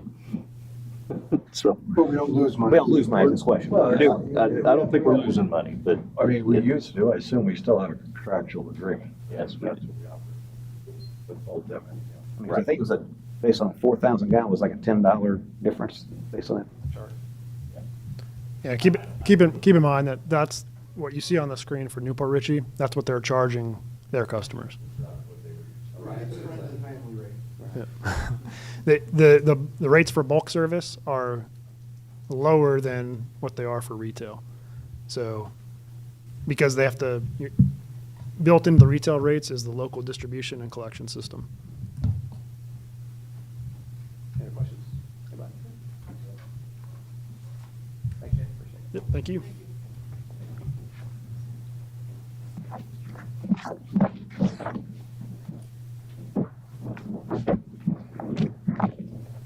next item is the first reading of ordinance 23-689 water sewer rates. I'll pass it to Mr. Duke for introduction. Thank you, Mr. Mayor. The ordinance to be considered for first reading matches the recommendations that you just heard. It has been reviewed. If I may, it's just come to our attention that something was left out of the ordinance. Okay. That was presented in the presentation, the customer deposits. I think that's the only thing missing, so we need to adjust the ordinance. Yes, page 29 of your presentation on your agenda, the customer deposits, that section was left out of this ordinance, and we would like to go forward and add those before reading, doing a first reading. So, and Councilman Colombo, I believe there is language about a phase out for deposits. Okay. I know when I was in utility billing, we had a process like that, but let me look into that language and see if I can look into that. It just seems like the right I thing to believe do. I've seen it before, and I think there is a process. I can't remember how many years it is, but it does exist. I'm pretty sure. Yeah. And I'm not suggesting 6 months or anything like that. I mean, you want to sell it history. But I believe I've seen a policy in place where after so many years, if a customer has a great standing and whatnot, that deposit just gets rolled as a credit into their account, and then, it's just used towards their balances to go forward. And that makes perfect sense. So table the. So you'll see this in 2 weeks. That's with the additional information. That was easy. And I apologize for that. Next order for you. I tried. You just didn't want to be here for that discussion, did you? I just wanted to stamp that one done. That's right. That is true. Next order of business, the limestone pier design presentation. I'll pass it to Mr. Duke. Thank you, Mr. Mayor. Our friends from Coastal Design Consultants are here this evening, so I'd like to invite them to come and bring us up to date on the limestone pier project and options and beautiful pictures. Good evening, everybody. Paul Manuel with Coastal Design Consultants. We're in a big civil engineering night here, dredging and water and sewer rate studies. So these are exciting civil engineering projects, but I get to sit up here as a civil engineer and talk something that's a little bit more of a feel-good project for you guys, the Limestone Pier, which we're very excited I'll do. And thank you, Sal and John, for inviting us to do this project. And John, I guess, sorry you're not going to be here to see it get built, but we've enjoyed working with you, and I'm sorry to see you go, but good luck with everything you're working on. You have our. To the right, you'll be able to move through your presentation. The right, okay. Yep. Thank you.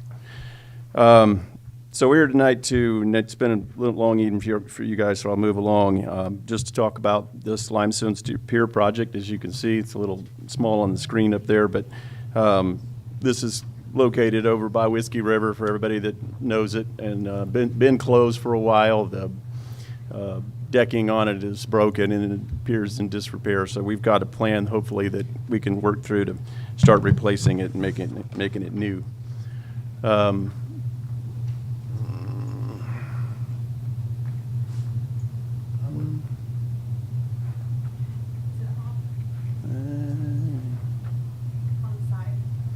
Might be.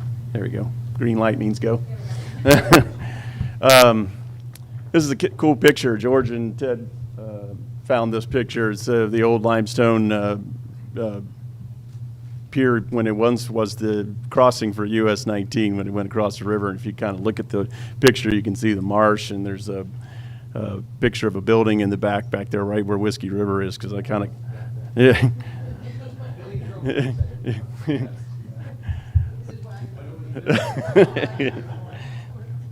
So some history there. It's kind of cool to kind of look at. And you can kind of see here, it's a little bit of an aerial view of the where the pier is located. You can see catches with the red building, Whiskey River, and kind of interesting here where the water crossing there is. You can see where the old pathway across the river was for the old bridge that crossed the river that's now become the pier. We did a survey of the site, which included some of the area behind where the pier is located at, where the people park. We did a survey of the pier itself. We also did a survey of the footings of the pier to kind of analyze and get a look at what the condition of the pier itself is, and get a better understanding on what we need to do to fix it. We looked also in around the back of it, kind of analyzed the parking a little bit situation. One of the things I wanted to bring, and I was talking to John about earlier, we had a meeting with the county to talk about some of the parking that's at the pier location. This is goes back to some of the access issues and getting there to the pier when you want to go see it. And they ran that up the chains, and I just found out today that they are being supportive. They did get a green light to work with the city on maybe helping us approve some of the parking there behind that, and I can go over that in further details if you guys want to ask me some questions about that. You can see in these slides there, just where the entry to the pier is, where the existing restroom is. You guys have done some improvements there on that, and kind of a long shot at the area there. I'm sorry these pictures are not bigger. I don't know, kind of a came out portrait, but on a looks landscape on what I'm looking at up here. But Ted and George are here. Wanted to have them talk a little bit about the condition of the pier itself, the structure of the pier and the underneath. And if you can see in these slides here, this is kind of where we had taken some photos on the underside of the bridge. We also did, along with survey, we also did geotechnical work and other, study work to try to understand the condition of the bridge. I think these pictures are actually from a study that you had done prior to where we were even here. So y'all have had a couple looks at this bridge and trying to analyze the condition of the foundation. And I'll let Ted talk a little bit more about that. Yeah, and good evening, Council. I'm Teddy Williamson. I'm with Williamson Design Associates. I'm going to be the structural engineer for the pier project. And I just wanted to touch on some of the existing conditions that was discovered and talk about the current state of the pier. As you can see on the screen, we took photos from the study that was done in 2014 from MC engineers who did the study. And as you can see in the photos, they found quite a bit of significant damage with the existing pier. There was obviously a lot of concrete damage, exposed rebar that was corroding and whatnot, and the existing wood deck structure within the pier had extensive damage as well. So ultimately, from their recommendations, they determined that it was really not feasible to salvage this existing pier, which is why we're here today looking at this pier replacement. And in addition to this, in their report, they called out to also investigate further the existing concrete piers that were supporting this bridge, this pier structure, which if we go to the next slide, this is another picture that kind of shows in 2022, they did some further investigation of this existing pier in which they looked at the existing concrete piers to determine they ultimately wanted to try and reuse these for this new pier replacement, but they determined that it really wasn't feasible. These as well would need to be removed and replaced, and which with this new pier we are proposing, we would ultimately do that. We would remove the existing concrete piers and go in with a new supporting foundation structure for this pier, which would most likely involve new precast concrete piles that would be driven into the ground to support this new pier structure. And I mean, that's about it that touches on the existing additions. Obviously, the pier is in pretty rough shape to begin with, which obviously why it was closed down.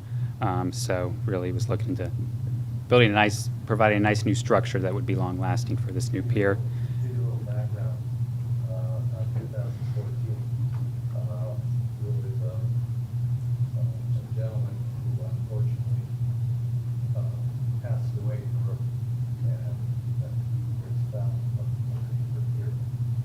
And it was divers from that came and said, boy, you guys know what you're on that pier. So yeah, I was here with the person that said, those pictures you're talking about. So we shut the pier down.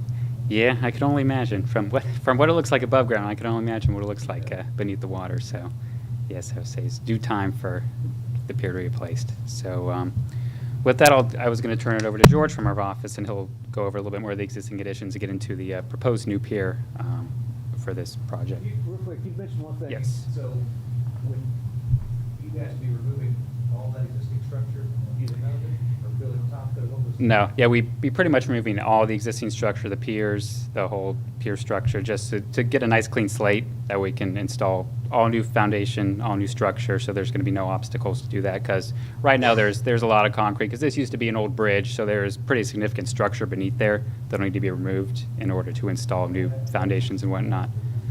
Mm-hmm, yeah, yeah, mm-hmm, mm-hmm, yeah, yeah. Mm-hmm. Mm-hmm. Yeah, yeah, yeah, yeah. It's yes, it's amazing how much concrete's down there. So. Mm-hmm. Mm-hmm. Yeah. So, with that. Why they chose to bring it over is where they did all that. Well, it's the skinniest part of the river. Mm-hmm. So you're gonna build a bridge where you're gonna put the skinniest part of the river and short the bridge. Mm-hmm. Yeah. And with that, I will turn it over to George.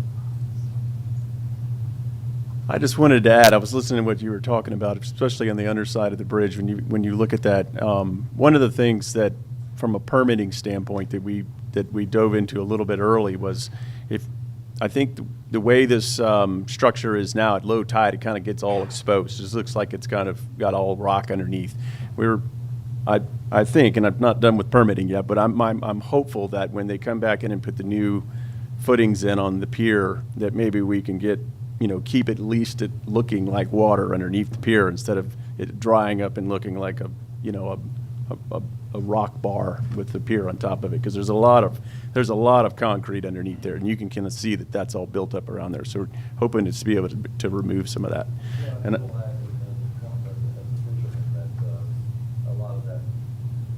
lot of them will have, oysters. yeah, Fish like cover. yeah, they do, and I don't think it would be dirt under there, but to where it would be barren. But I still think there's going to be a lot of concrete, down there, because that was an old bridge abutment in there. So I don't think it would be. I just think that some of that removal will open up and.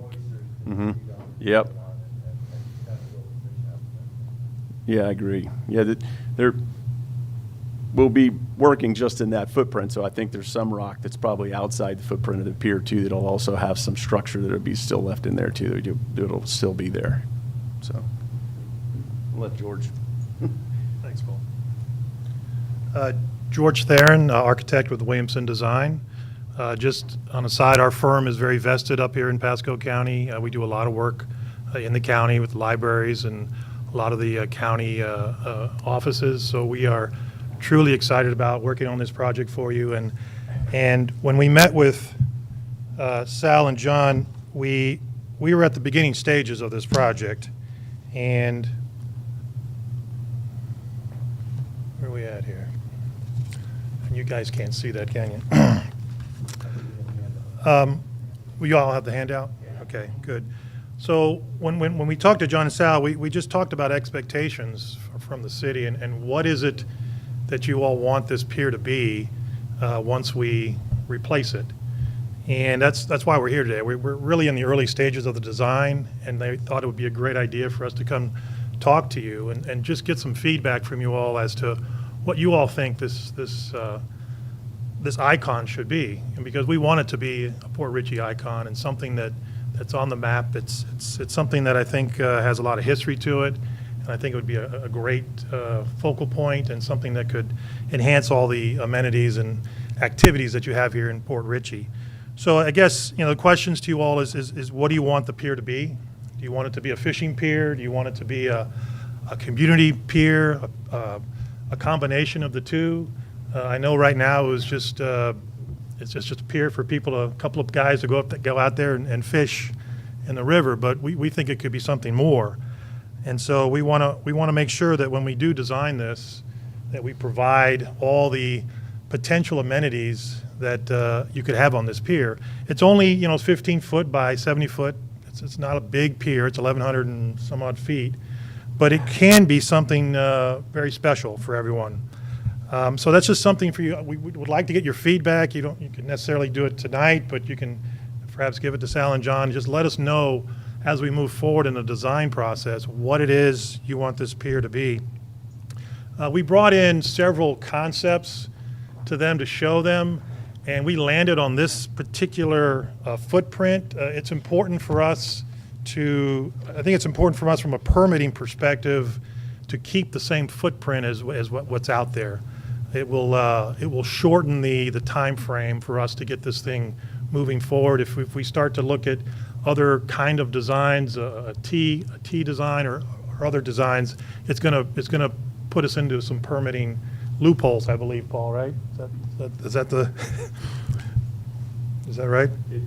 It complicates the permitting, yeah, to change the footprint on the permitting footprint, and I could go into this a little bit more when he's done, but getting outside the footprint puts you into impacts that you would have on same problems you're dealing with, dredging and other things like that. Inside footprint, it's kind of more or less maintenance, and we can move through the permitting process and get this done without taking years and a lot of mitigating for impacts to what might be outside of the pier footprint. So if you stay inside the pier footprint, permitting is much easier. Thanks, Paul. So what you see here is just a very simple rectilinear pier with the concrete supports and concrete planks and a railing system that goes around. That's not the Whiskey River bar. That's just a building that we put there in its place. It looks a lot cleaner, doesn't it?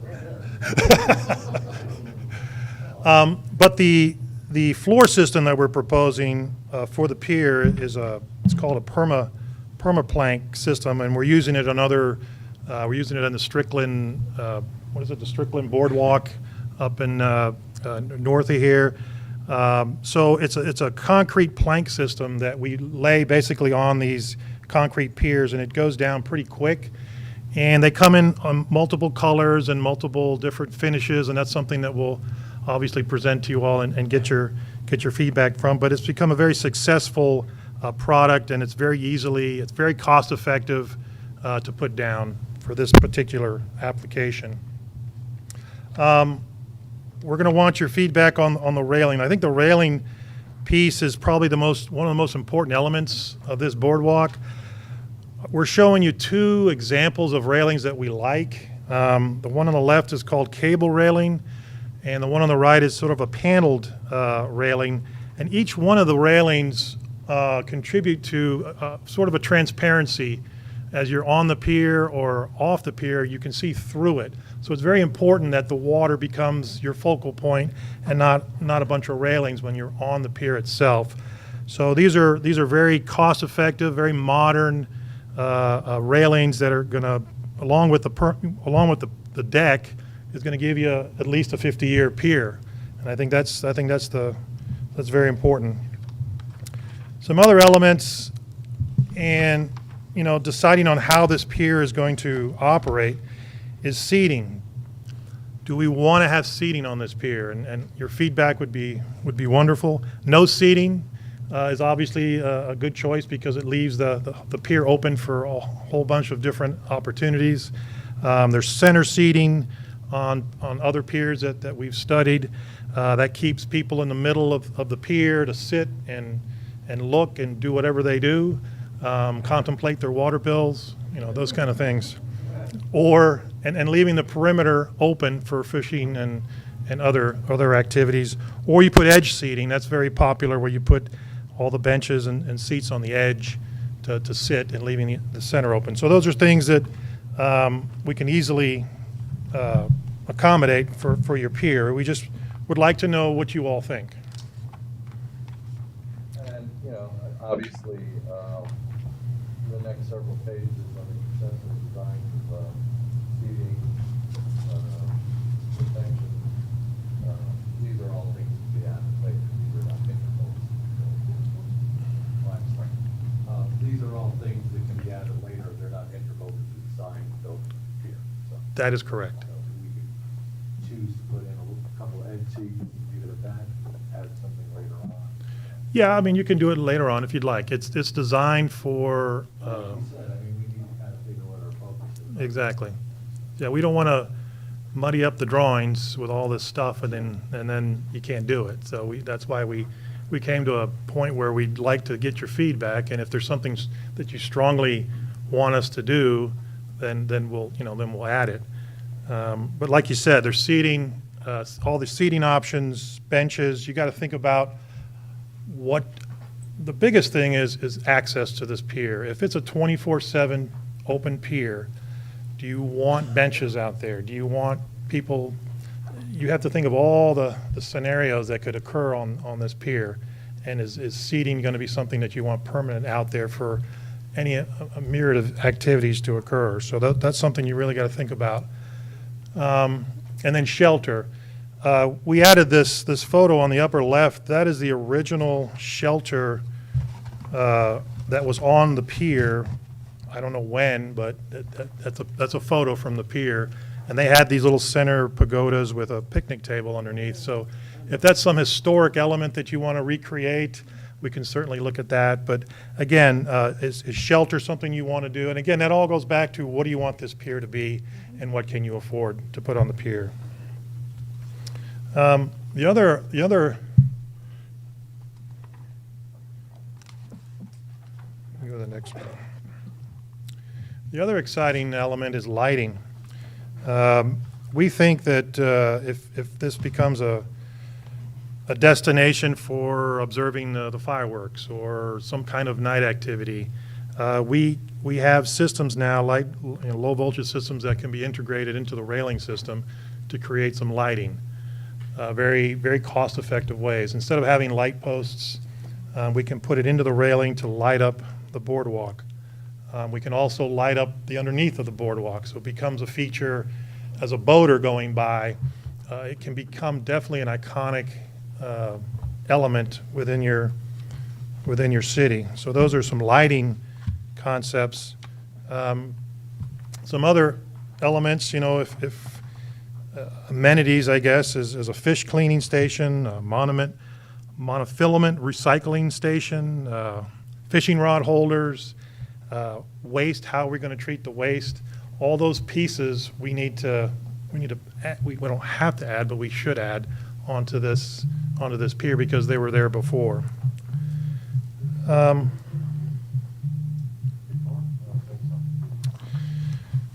So when you Google this pier, it's called the Clark Mallett Memorial Fishing Pier, and there's Paul, your phone's ringing.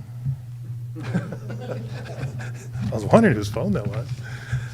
And there's a little memorial sign out there. I did a little research on who Clark Mallett is. I guess it's Frances Clark Mallett was the wife of Jim Mallett, who was. It is very webbed. Yes, that's what I thought. I thought it might be two last names, but it's basically goes historically back to some of the founders of your city. And so if you want that memorial to be maintained on the pier, then that's something we want to do. They were not founders of the city, they were descendants. Descendants, that's what I mean, yeah. They settled, early settlers of Port Richey. Well, I'm just saying, this particular couple lived to a ripe old age, and they passed away shortly before them. Right. But it's there, and we just want to ask, what do you want us to do with it? There's a book, there's like a little book thing there where people can come to read books, and we can certainly include that into our design. The other thing is just getting to this pier. There is when you go down 19, there's no sign that tells you where the fishing pier is. There's nothing on Limestone Road that tells you where it is. So wayfinding would be something important that we'd want to add into the project. Just a simple sign on 19 to tell you where this thing is would be nice. Those are just things, those are observations that we made. And then security and access to the pier itself. Do we want to gate it at the front? Currently, there's some bollards in the front that I guess prevents someone from driving their golf cart or car onto the pier. But if we want to close it, okay, and treat it as like a park, then do we want to close it at night with fencing?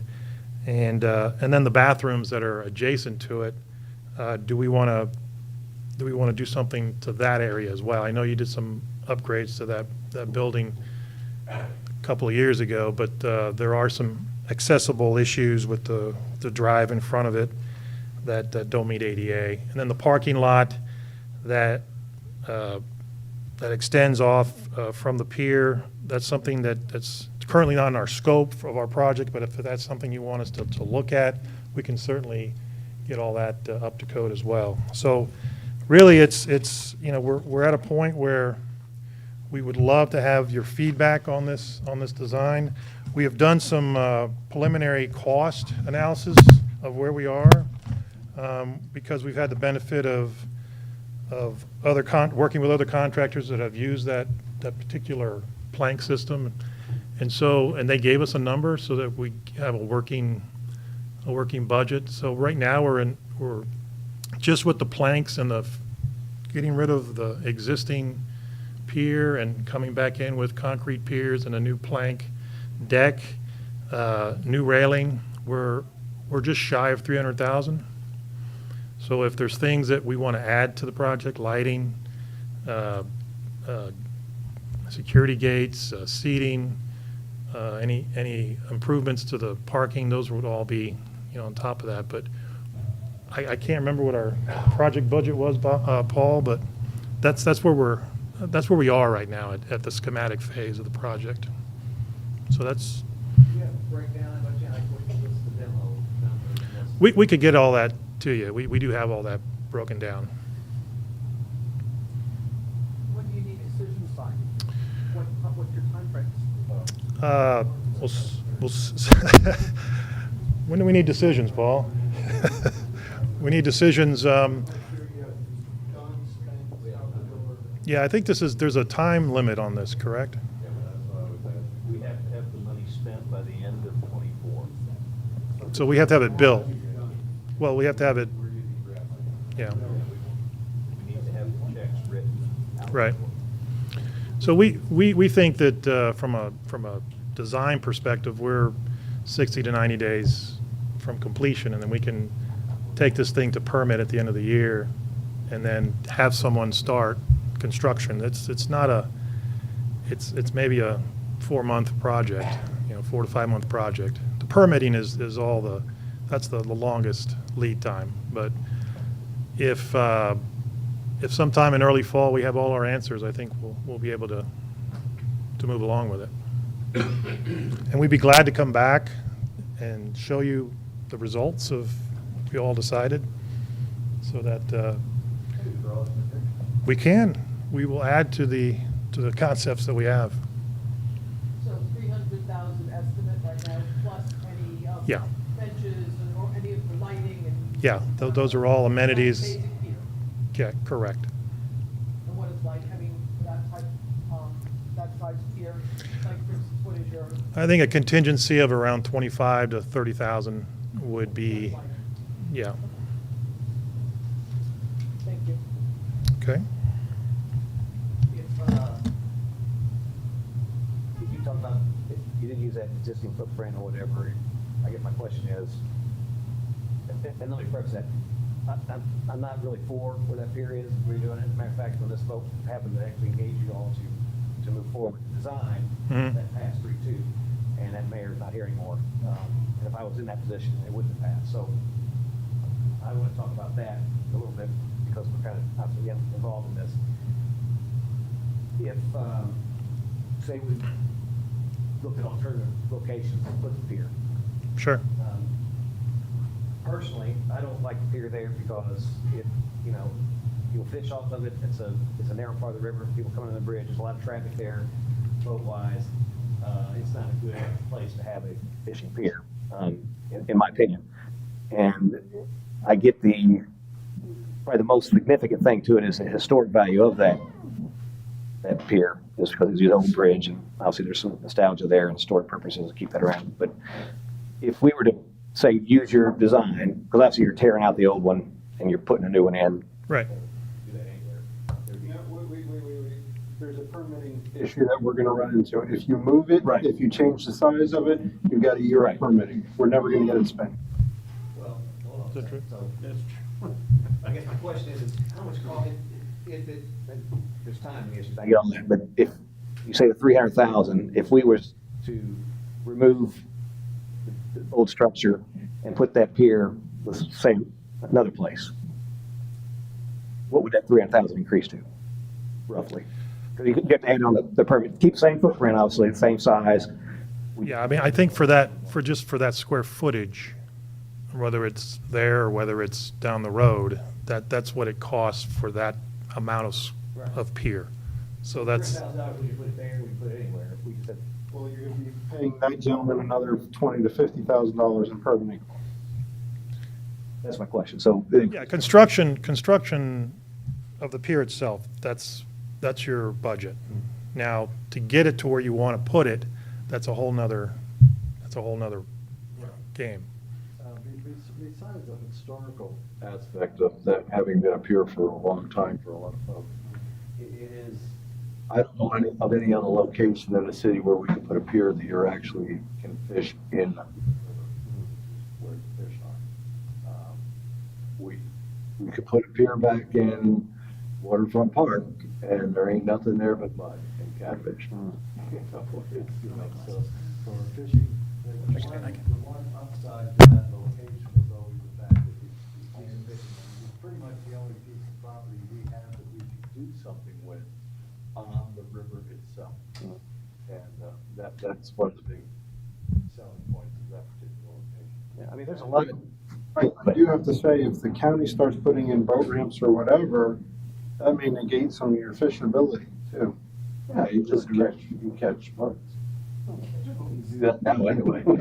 Jet skis. If you just know the wider, you can cast to the other side. You can catch catches from there. and so to add on to that, so talking about the location of it, that's on the south side of the town.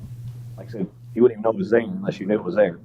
And, you know, we're redeveloping our waterfront, it's gonna be our focal point. That's where the mass amount of people are gonna come to enjoy that. They would take them to get in their car, drive back on 19, go back down around there. Parking in that area, you mentioned the parking, I think there's only, 3 or 4 parking spots, if that. It's really right up against that restaurant.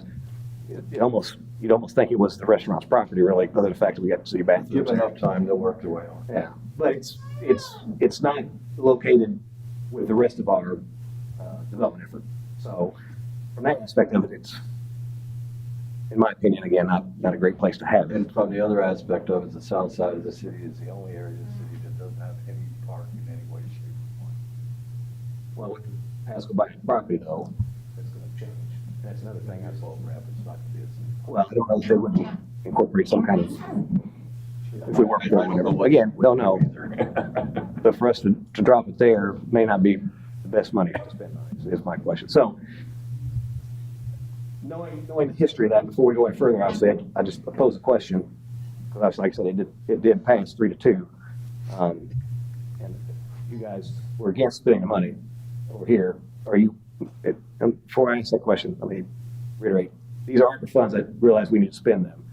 ARPA funds can be spent on lots of things, roads. Yeah, it's just, the only thing I was saying is if you're moving the pier or trying to do that and spend ARPA funds, Yeah. they're mutually exclusive items at that. Yeah, no, it'd be my recommendation to table this and move forward with spending that ARPA funding on things we need more than a pier. That would be my suggestion. So if we think we're at that, maybe we should regroup and talk about that. Because I'm no across the board on any of this stuff. Just know where I'm at, so. Any comments? I have, a lot of people did like the pier, have liked the pier, like going there, whether they're fishing or not. And I know we're talking about, bringing people into the city to enjoy the city. And some people have enjoyed going out to the pier. So, I think the only other fishing place is, I don't know, I don't fish, so where's the other, besides on the boat, where's the other fishing place to go? Oldsmar Park. There's no fish. Okay, that's. I always see people fishing. Yeah, not good. I really don't know the answer to the question, so that's why I'm truthfully asking, where else would you fish? Between Newport Richie or here? Off your boat. Well, that's what I said, Let me also say, I love piers. I think to have a nice pier in Port Richey would be great. Don't get me wrong. I mean, but, you know, for the last month, there's a pothole over off Limestone and there that's not been patched or whatever. Our roads are atrocious. Our water pipes atrocious. And, you know, what good is a nice fishing pier that was ready to do before? It's been, out of the last 10 years, it's been closed. How many years in the 10? I mean, it's you know, it's not a good focus of our taxpayer dollars. Well, maybe this, he doesn't need an answer, and they don't need an answer till September. We can table this. I'm sure citizens, either for or against, will be getting. We'd love to have their input to see if it's. Why don't we have a workshop or something like that where you have the citizens, let them come in and tell us what they want? So, I just want to add, and I'm not, y'all can table it, kill it, y'all can do it. I'm just, my thoughts on timing. So, you do have a goal to spend your money by a certain time frame. Whenever you're dealing with permitting with the Corps or DEP, it's nothing that's that quick. So, yes, there were feel-good elements in talking about what could be on the pier and what might be benches and all that. But what I would like to know tonight is if you guys want, because I feel like it is imperative that we move forward at least with the footprint of the pier and permitting it. If you're going to try to do this work and take it down and rebuild it. Plus you have the element of, are you just going to let it sit out there and fall into the ground and let people eventually just walk out into the water? Because right now it's kind of a hazard. So, I mean, what do you do with the condition of it as it is, you know, it being kind of a hazard, just sitting there, you know, dilapidated, not repaired, and then I just have the aspect of permitting. You're always going to not build it, but you're running out of time to permit it, if you're going to do it. Since demo of the existing pier is so you got to get rid of what's there. How much ARPA funding were we planning on using on this? What do we have, I guess? Well, he's gonna need a decision because he's gotta submit a permit for demoing it or a permit for demoing it and replacing it. Well, I could submit a permit for replacing it, which includes demoing it. And if you guys want to demo it and not replace it, I just would tell the DEP or the Army Corps that we decided not to pursue the project, but we're going to demo it and that'd be the end of it. But at least it would permit it. You have money to spend there, so either you're going to take it out or you're going to build it. But I don't think you can just do nothing. And I need time to permit it. I need to start. So maybe the best course is we demo and permit the footprint of 15 by 70. And then that gives us the opportunity to discuss, hear back from the citizens. They can weigh in, we can have a workshop on the pretty stuff. But the footprint at least then, because the Corps is not gonna care if it's gray plank or tan plank. He does, Corps does. And that at least gets us going to eventually remove it if we decide as a council to remove it and not put it back, but it keeps them rolling. And at least then it gets ARPA to either pay to remove it or remove it and replace it. Yeah, we've been working on this for a while, and I want to see keep moving right now. I don't want to put it real. That's a good idea. So I think if you went to add this pier, you asked this question earlier, if you wanted to just pick this pier up and move it across the river and put it in a place where there's no pier at all, you would not spend the money before you ran out of time.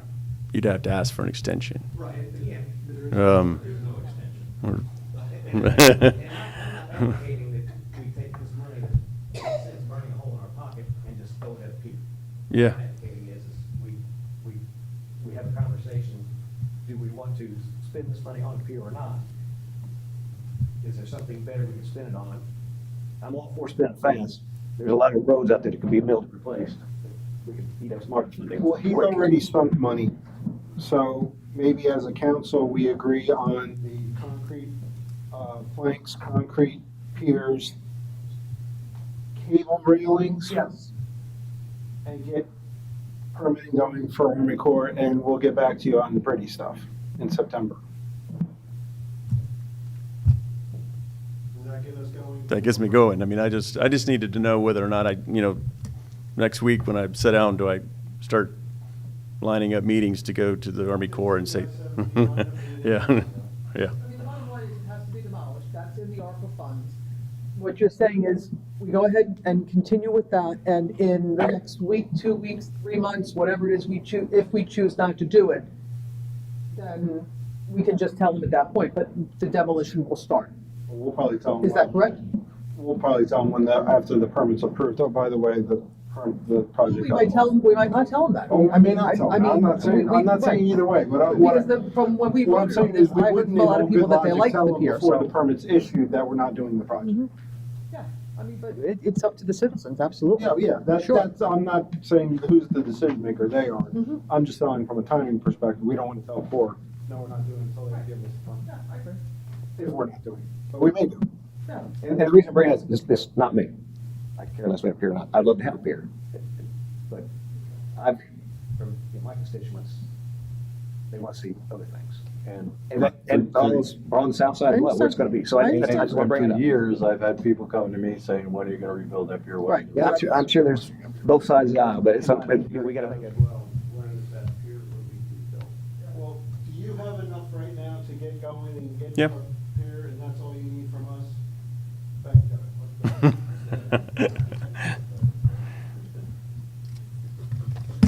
Any more questions for me? All right, guys, it's a pleasure. Thank you. Thanks, guys. Next order of business, PRM insurance presentation. I pass it to Mr. Thank you, Mr. Mayor.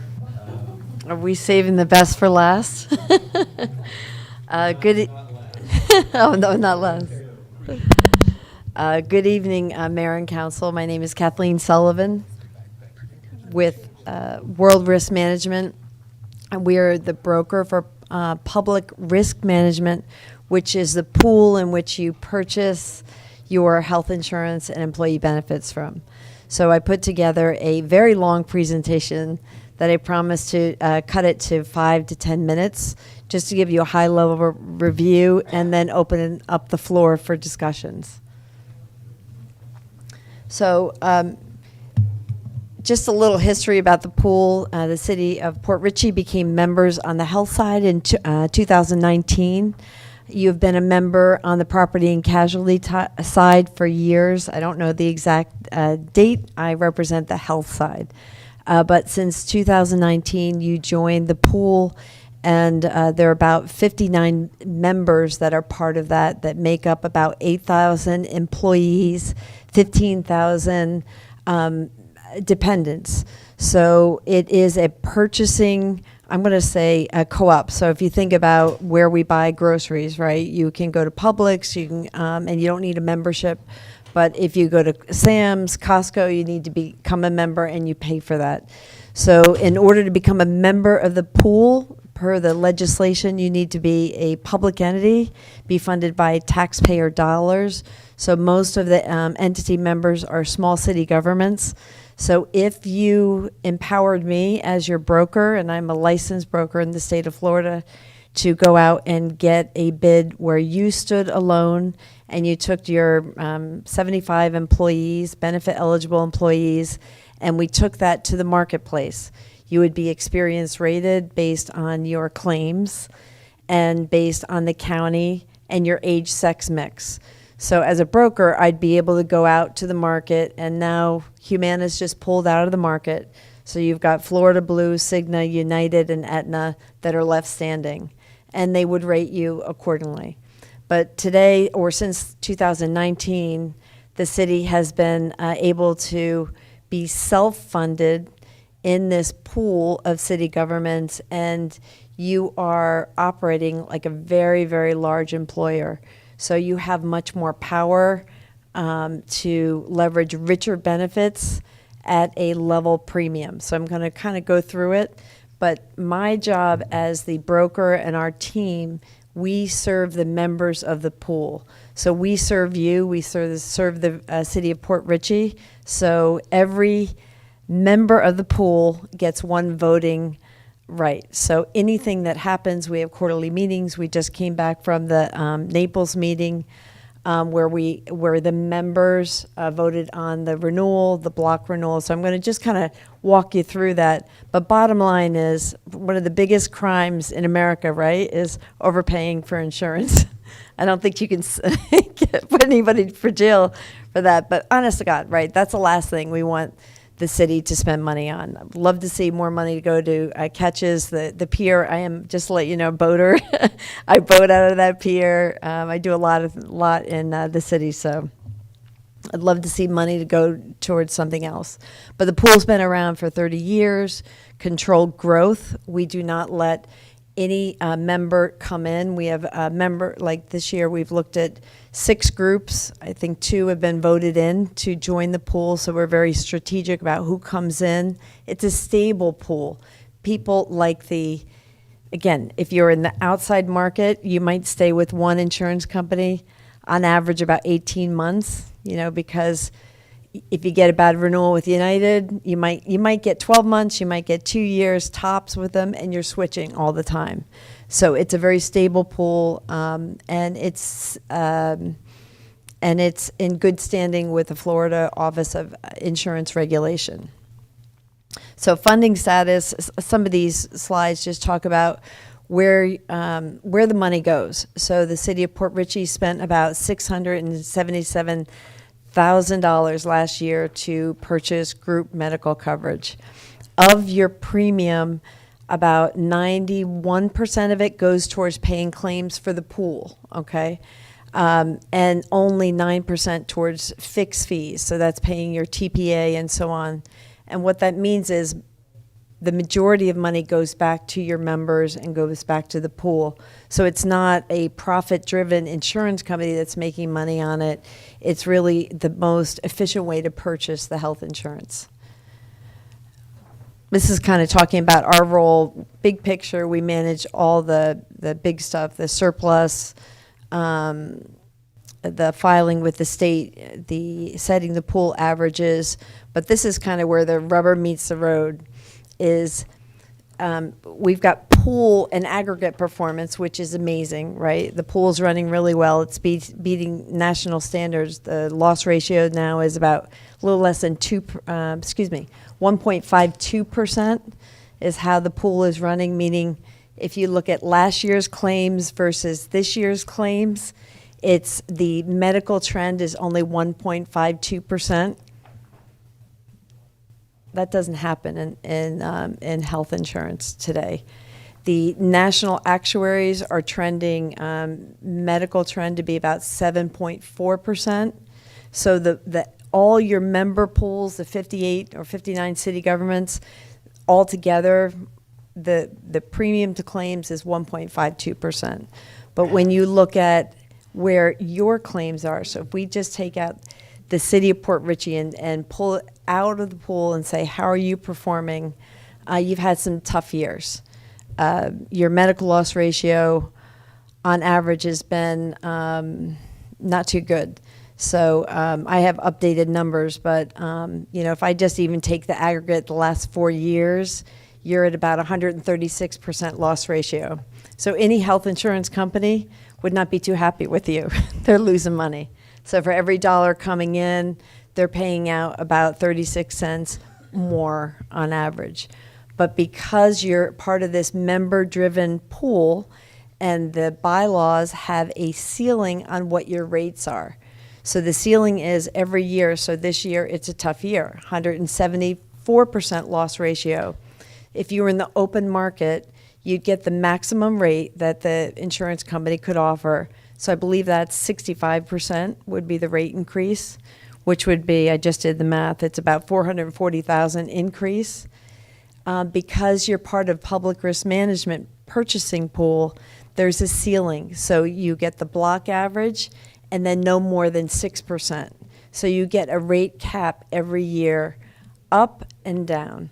So this year, based on the block renewal, your renewal came in at about 11.75%. So, you'd never get that in the open market. So that's the value, is that you have caps of where you will never exceed that. And there is no other public entity pool in the state of Florida that offers that. There's no insurance company. If you get a great offer from Aetna or some insurance company, ask them what rate guarantees will they give you every year for the next 10 years. Nothing. You're not going to get it. So that's the value of it, and that's why there's stability. And this just talks about what the 3 medical plans and then the enrollment by tier, which plans your employees picked. Additionally, so in addition to the medical insurance, the city purchases dental through the pool. They purchase a fully insured vision plan and then a life and disability product from the standard. So the renewal for this year stayed the dental, no change, so no change in the dental rates. Vision insurance, no change in NVA, which is the product that you have. It's a fully insured plan, and that's under a 2-year rate guarantee. Life and disability insurance, there was a slight increase, about 3% overall on your life package, which, I don't have your self-bill, but I'm thinking it might be maybe $6,000 increase to the city. And here's some other value-added services, the customer service, guidebook, paperless enrollment platform for Sal and his team, so they don't have to deal with paper for open enrollment, compliance and actuarial support. There are 11 plans that are offered to the pool. So the city, one option, I know it's not popular, but, right now you offer 3 medical plans. With your renewal package, the city can look at, purchasing a plan that, one or 2 plans that are a little bit higher deductible, so that would put more costs back onto the employees. But those are options. So you have 11 medical plans to pick from. You have 2 dental plans, a high-low. We have our annual conference, and we have quarterly conferences. So we really do need member input, kind of like everybody else who's spoken. We just want to hear from you, and it's important for me as your consultant. I had the opportunity to meet with you, John, and again, we're sad to see you leave, and Sal and his team, but feedback is really important as we make big decisions. For the pool, we need to make sure every member group wins as well. So that's kind of my story, and I'm going to stop right there and open it up for questions. Well, anytime you can be a member of a bigger pool, it's a good thing. Again, I've done a lot of work with insurance in my career, employee insurance, so I know how we're self-insured. But similarly, we had a demographic of older employees and things that made it tough. And when you're out there trying to shop insurance in the market, just as the city, you mentioned 3 or 4 companies that are writing, and some of them just don't want to write you. So they'll give you a price, but it'll be through the roof because they don't really want you. So. And not with the medical loss ratio that you're experiencing. So it's harder, but we all know that every group, just so you know, that cycles through large claims. So you've had about 3 or 4 years of large claims. The good news is coming. I mean, you'll cycle through better claims. It doesn't last forever, but the fact that the real benefit is that stability that it brings to your budget, that you can actually budget it, and you know that if you have one of those horrific years, again, why do you offer employee benefits? Your employees serve the 3,000 employees of the city of Port Richey. So, this is something that they rely on. It helps recruiting. It's a solid program. No changes are hardly ever made to the plan. Florida Blue is one of the best networks out there, and TPAs from my perspective. So it's just a solid rock, and I can't tell you how many of my clients that aren't public entities would do anything to be part of this. So it's a privilege for me to be the lead steward running this now. And I hope you all understand that. And again, I'm here. I can meet with anyone because it is an expensive item you're purchasing. So we understand that. So about $700,000 you spent, and an 11.75% increase. So you're looking at roughly $80,000 hit. But it's people's lives. It's the members. It's medical inflation that's out there. In my career, and I've been doing this 35 years, I've never seen such a hard, and you know, Bill, a hard medical market. This is the 5th year of the pandemic, so there's a lot of uncertainties still in the pricing and in the movement of what's happening in small group and large group. So I think the claims are now finally stabilizing, but we've got this inflation on the medical side and big pharma that's pushing out very expensive medications. So those are the things that we in the pool are fighting for to manage those costs.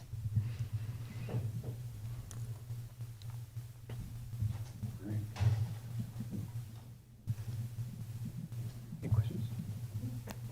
Thank you. Okay.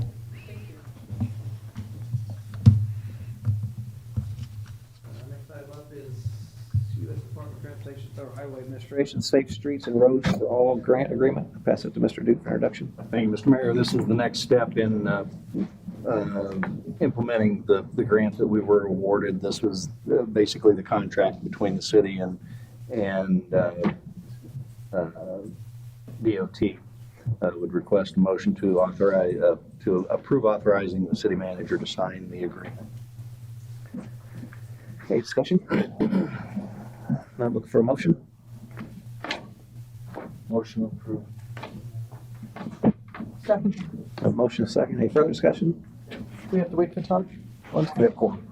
You don't have to, you can choose to, you don't have to. His absence will be noted, but. Okay, I just want to make sure. Thank you. Anybody from the public like to speak? Seeing no hands, put to vote. All in favor, signify by saying aye. Aye. Opposed? Motion carries. Next up is the approval of interim city manager agreement. Pass it to Mr. Duke for introduction. Thank you, Mr. Mayor. This was, the contract you have was negotiated between the city and Mr. Okari. Has been reviewed by council, legal counsel. Request a motion to approve the city manager agreement. Any discussion? Yeah, I have questions. Sal, were you happy with it? Are you happy with this? Sure. Yes. Does it affect your retirement? No, I've sat with the city manager and city attorney when you've gone back and forth. Yes, there's, I have no issues whatsoever with this contract. Perfect. Motion to approve the interim city manager agreement. Have a motion, a second. Any further discussion? The only thing I'd like to bring up is what I bring up all the time, and Sal, it's nothing personal with you, is the $300 car allowance. I always have a problem with that.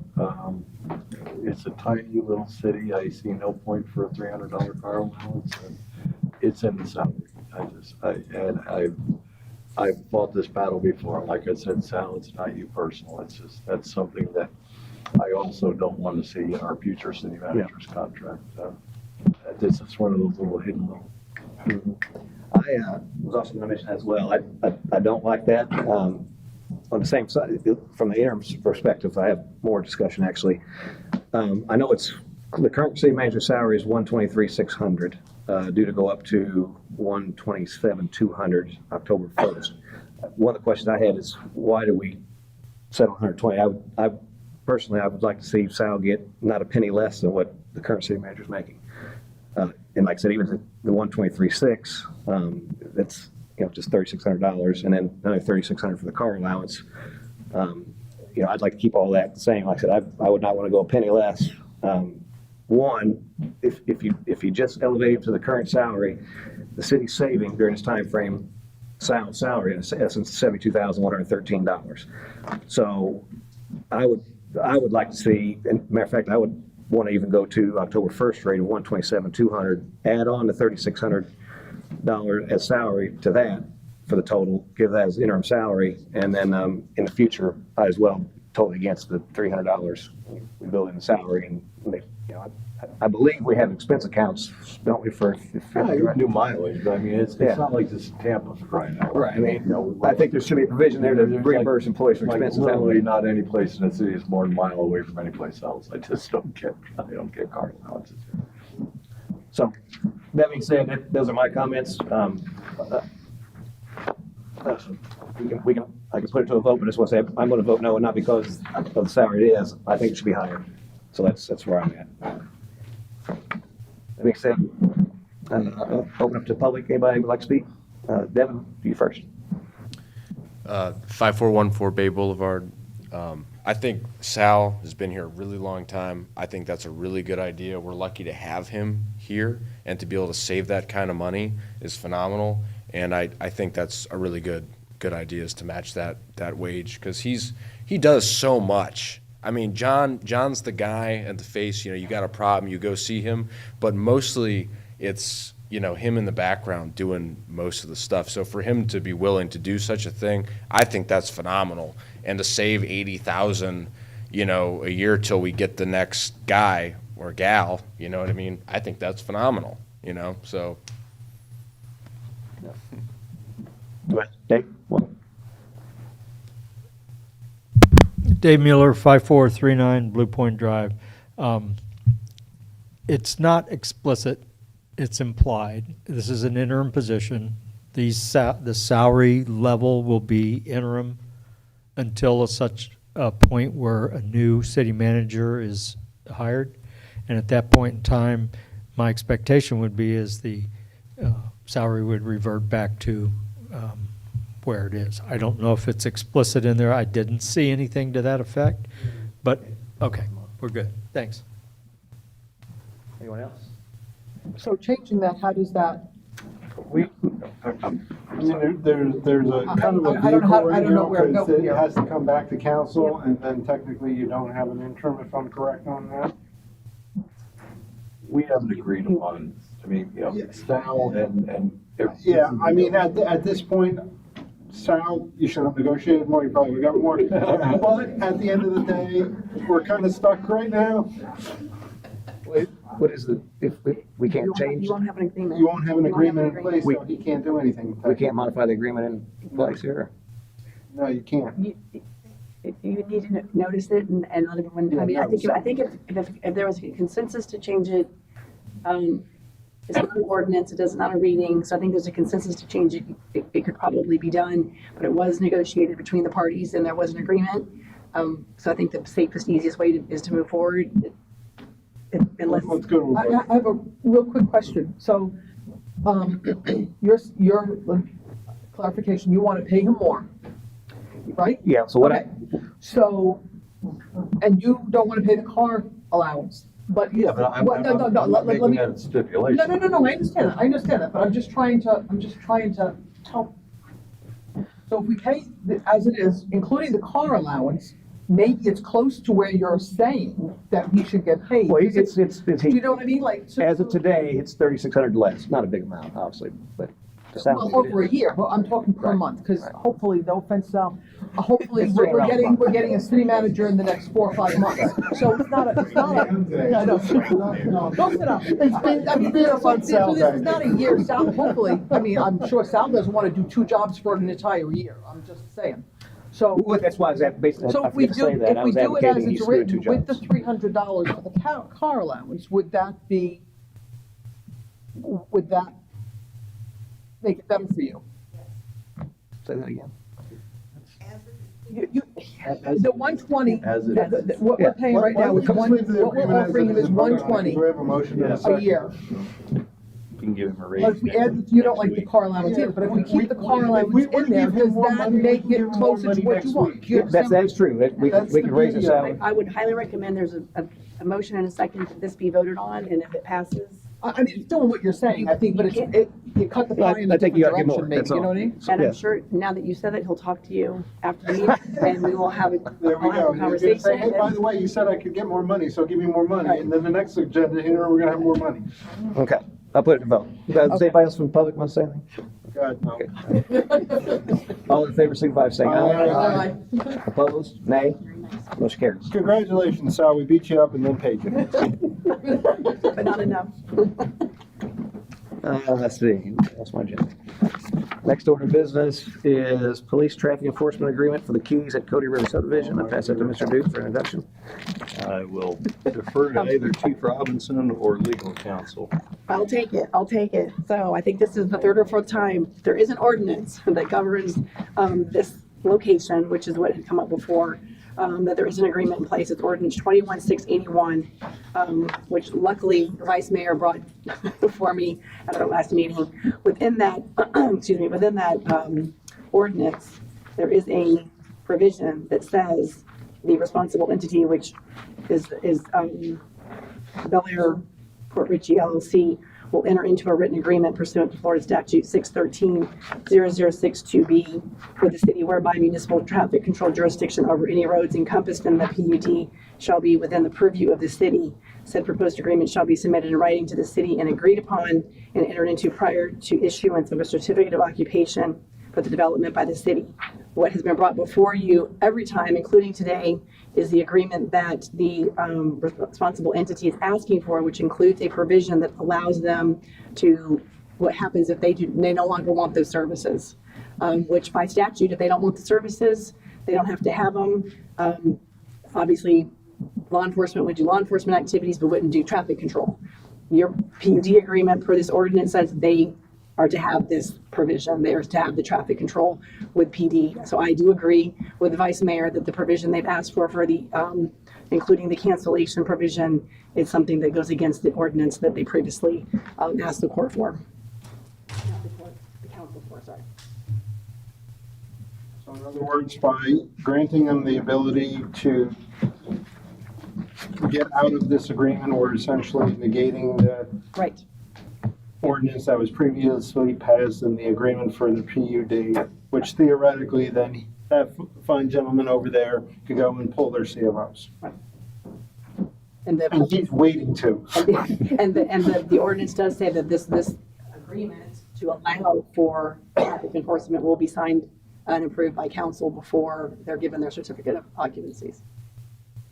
So in essence, we're putting ourselves in a legal bind because in one way we're letting them out of the PUD agreement, and on the other way, we didn't pass an ordinance to do such, and we're putting ourselves in a legal battle. So I have a motion to deny this. Yeah. Second. A motion and a second to deny. Anybody from, any further discussion? Anybody from the public like to speak? See my hands, go to vote. All in favor, signify by saying aye. Aye. Opposed? Motion carries. Next on the list is memorandum of understanding between the city and Pasco County as recommended by the CRA audit revision. Pass it to Mr. Duke for introduction. Haven't we done this like 11 times? One or two. We've done it once. And Seems like 11. Is there a revision to it, I guess? Yeah, I'm going to ask you to do it again. The initial MOU had a base year of 2002 that was advantageous to both the city and the county. Our auditor pointed out to us that was not discretionary.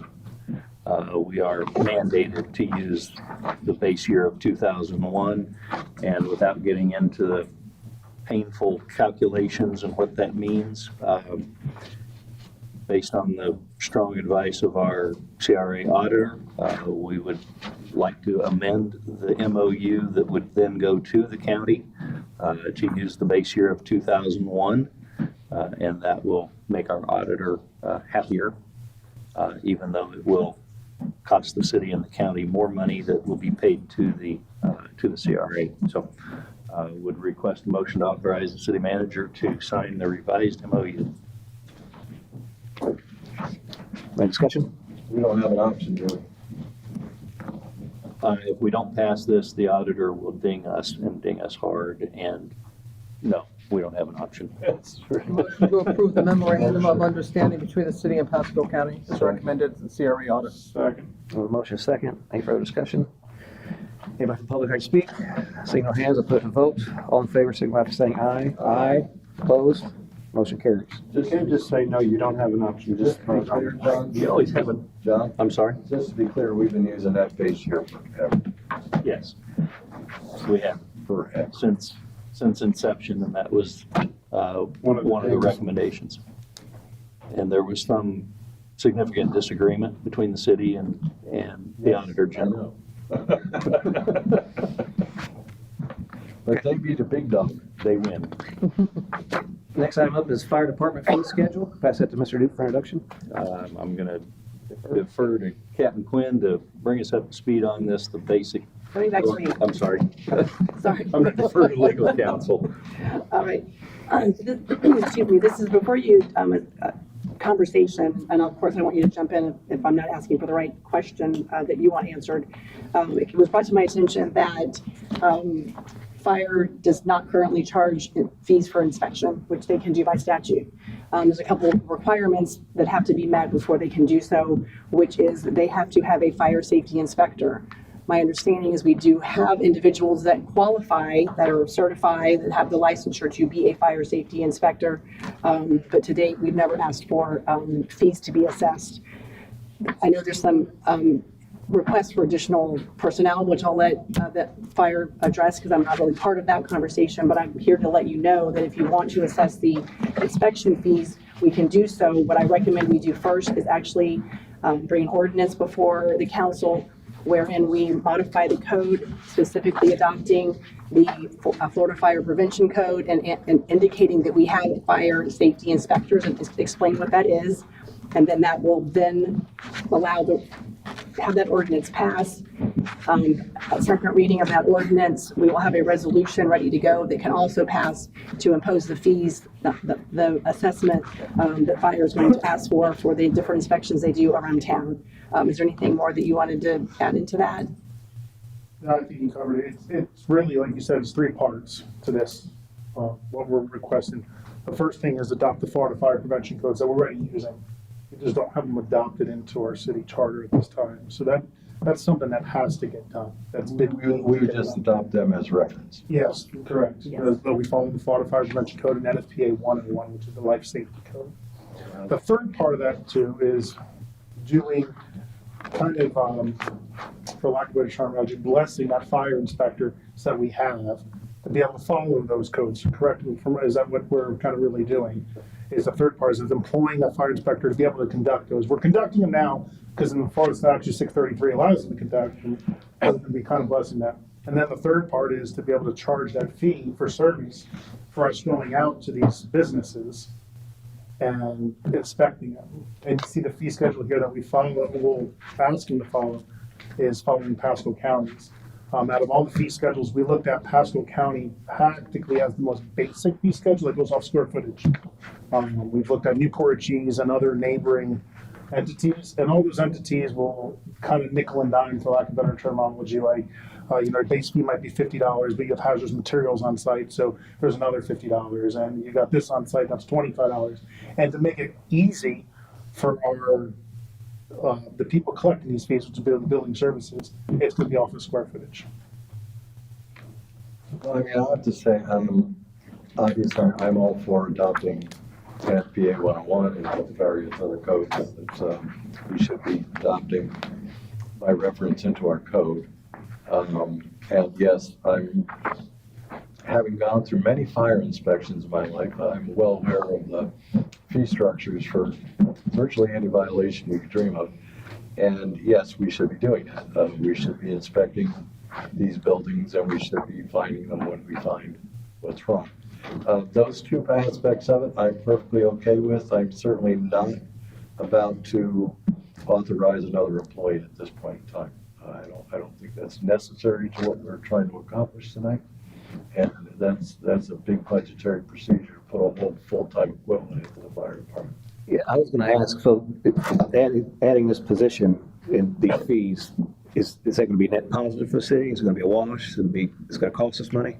So if we use conservative, very conservative numbers, talking $36,000, 360 businesses inside the city of Port Richey. We charge them each $100. So if you look on your fee schedule, which obviously there's going to be ones well over there, is 0 to 15,000 square feet of a business. So you've got $36,000 there in fees. The other part of that is that fire inspector is, you've looked at the job description, is also going to be doing our required hydrant testing. So part of the stuff will come of the wage will be funded out of the utilities fund. How much? 9%. Roughly 9% will be out of the utilities fund. Not necessarily saying a full-time person at this point. We're looking at different options of what that would be due. but our goal is to have somebody that's on staff to be able to do these fire inspections. Because as you can read there about the chief's memo, it is very taxing on our current crews with the increased call volumes, and then going out to these businesses and having to go back and come forth and go back. And it puts us in a predicament where we take that fire truck and put it in the north end of our city, the south end of our city, and move it all around. So what we're really trying to do is be able to do these. We're gonna buy another truck. No, we already have the vehicle on set. Yeah. Oh, we bought the vehicle. The vehicle on set, the uniforms, all that stuff that we already have budgeted. With this $36,000, again, this conservative number is gonna be what's gonna help fund that position. So more or less, this is a self-funding resource. Yes. How many do you do right now? Per month, let's say? Per month, right now, every shift is Approximately. assigned to do 10 fire inspections a month. But that includes re-inspections. So every captain on the fire truck is a fire inspector, has to go out there. But they're also tasked with doing company level drills to comply with ISO and NFPA, CRS related stuff with trainings. It's other stuff that they have in addition to those 10 fire inspections. So we're not going to get rid of those fire inspectors, because what that affords the city the opportunity is that when we get a complaint of somebody being overcrowded, or we've got a complaint of somebody that's not complying with fire code, and it's an immediate life safety issue, you need a fire inspector to go out there. So that's going to leave that person on staff. How many times, and ballpark, I'm not looking for, do you have to do re-inspections in the city? In my 18 years of working for the city, I've never gone out to one business and been able to not go back. So in reality, the $100 fee is more like a $175 fee? Well, no, because the first re-inspection fee is free. So we're not- So it's initial, okay. Yeah, so your I missed first that. re-inspection, your first initial, is gonna be taken care of that. It's your second one, so really your third is So gonna be your. why don't we do a $50 re-inspection fee, then we got $150, and then we have a fully funded resource? Yeah, well, so this is just a recommendation from. And if they're good enough, they don't get a re-inspection, then This is just from Pasco County. How you guys want to set your fee schedule is at the council's discretion. This just came from Pasco County that we took, so we just didn't pull numbers on the side of that. But to your question, there's some businesses, we've got a business inside the city right now that we've gone back to roughly 6 times. And we have no way. He'll be a lot more incentivized to fix his stuff if he's getting tagged. We don't have every time. teeth, really, when we enforce code, besides turning to the building department and potentially closing a business, but we don't want to take those approaches. That's people's livelihoods. Is it not a requirement to have a yearly inspection? No, yearly fire inspection. Yes, sir. Have you looked at is it possible we could, obviously this sounds like you're trying to self-fund it or whatever, is it a possibility to actually be net positive if we was to contract that out? And So we've talked about part-time, full-time, what each option looks like, but until we know where the council wants to steer the ship per se, then we'll know better at that point. if we can make money doing it, I'm all for that. Correct. If we can come back to you guys and say, hey, look, this is what we've come to. You guys allowed us to start charging fee schedules. This is what we think we're gonna gross. $36,000 is pretty decent, even for a part-time salary. I'm okay with the resource as long as it's self-funding with a reasonable, I'll say taxation and the extent of a reasonable assessment to the businesses to do this, and it's a logical business expense or business plan. The other part that in the fee, so you guys can go to, if you look on the other side, there's also special events and other services fees. Right now, we don't have a way of recouping those fees. So if we send somebody out to a crowd control manager position, so really the city has the ability to say, hey, if you've got over 300 people in one area and we think it's a life safety issue, we're going to send you a crowd control manager. Right now, that's on the taxpayer's burden to send a firefighter out there or a fire inspector out there. We're asking with these codes to be able to send that back. Or if we've got to put somebody under fire watch and we've got to force our guys to be there for that fire watch, how can we properly bill those people that require a fire watch, requiring that city service to be in that time? So the special events is specifically for special events, not for the residents? Yeah, this If isn't I for the need you and I residents. call, you guys come out and, Yeah, do a thing? If you're looking to have a barbecue, you're like, that's not what we're talking Right, about. okay. We're not, I didn't think so, I just we're wanted not to. in charge of Stand right residents. next to your grill with a fire extinguisher. I owe him a lot of money all the We're not time gonna to put keep a my house. firefighter next to your grill and fly for it. But if you want one on standby, we would. I'll call you, Sean. Gotcha, number. So I need, if you're interested in moving forward, or at least continuing this conversation, that first step will be an ordinance, which I need to draft, and I don't draft them until you advise me to do so. Well, I mean, would these be different ordinances? I mean, We need an ordinance adopting the Florida Fire Prevention okay, Code. let's do one at a time. Okay.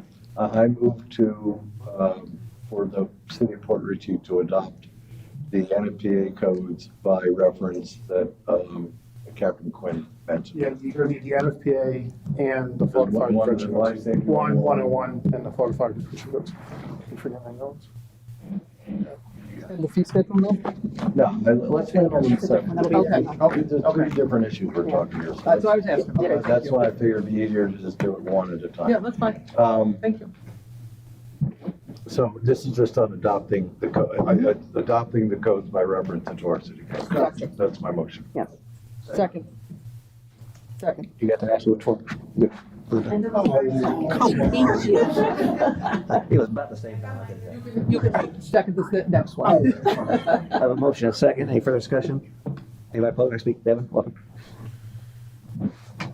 I know a little bit about this because my dad's been in fire safety since my whole life. So, and I own 4 warehouses, you know, over here, not in the city of Port Richey, but I just had this happen to me. By the way, this is a new thing. This is something that, you know, we're trying to generate revenue, totally get it, but it's like double dipping to the business owner.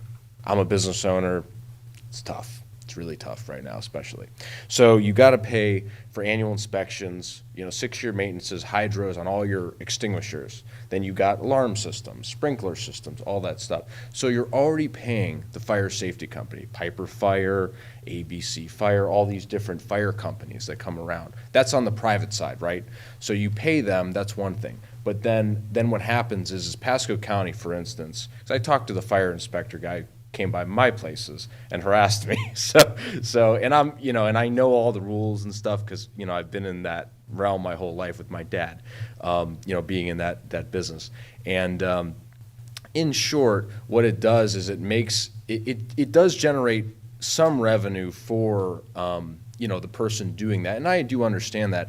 But what it does is it increases the occurrences that they come back. So every year they come back. They're looking at your extension cords. You got to do this, you got to do that. And I get it, and some of it's warranted, but it's very pesky, and it's another additional thing to the business owner. And he's already got a lot on his plate, he or she or whoever. You know what I mean? So I think it's a good thing, you know what I mean, to inspect and this, that, and the other, but to incentivize it on a monetary basis for government is a tough, fine line. I don't think we should monetize that. Because what it does is we'll end up hiring 1, 2, and they'll just be every year they show up. You don't know when they show up. They might show up, you know, you might have something flammable there. It's just very difficult to run a company when you're not sure when the fire inspector's showing up, and you might have a guy with a bad day. We don't know who we're going to hire. So it's a tricky deal altogether. And you're already supposed to get your annual inspections. So we're hoping that that's done, but we're enforcing it even more so by monetizing this thing and making it so every year you're going to see 2 people for the same thing from the private side and the government side. Not saying, you know, we shouldn't have all that, but they never used to do this, by the way, ever. Anywhere in the country, they never used to do this. My dad was in the fire safety business for 50 years. You know, he's 77 years old. He's been doing it his whole life. And I talked to him about this because this came up. And this has never happened, you know, but all the municipalities and stuff like that are trying to generate more revenue for this. But it's kind of crappy, to be honest with you, for the business owner. Everybody else doesn't care, but when you get rolled up on, you know, and you don't know what you're expecting, it's tough. So, thank you. Thanks, Devin. Anyone else? Okay, motion, and a second. Just for clarification, it's a state law that you have to go out and inspect, correct? So, yeah, and I just want to assure the council that we're not looking to roll up on people and really put people out of business in the city. it's been engraved in the fire department since my inception here 20 years ago that we work with our Can I interject here, please? Yeah. The motion is Yeah, simply, just- Oh, okay. Yeah. we're simply adopting the fire code, okay? Oh, right, yeah. We're jumping ahead to the next one here, right? Hey, let's close this out and then we'll move on. That was, so, second, all in favor, signify by saying aye. Aye. There you go. Opposed? Motion carries.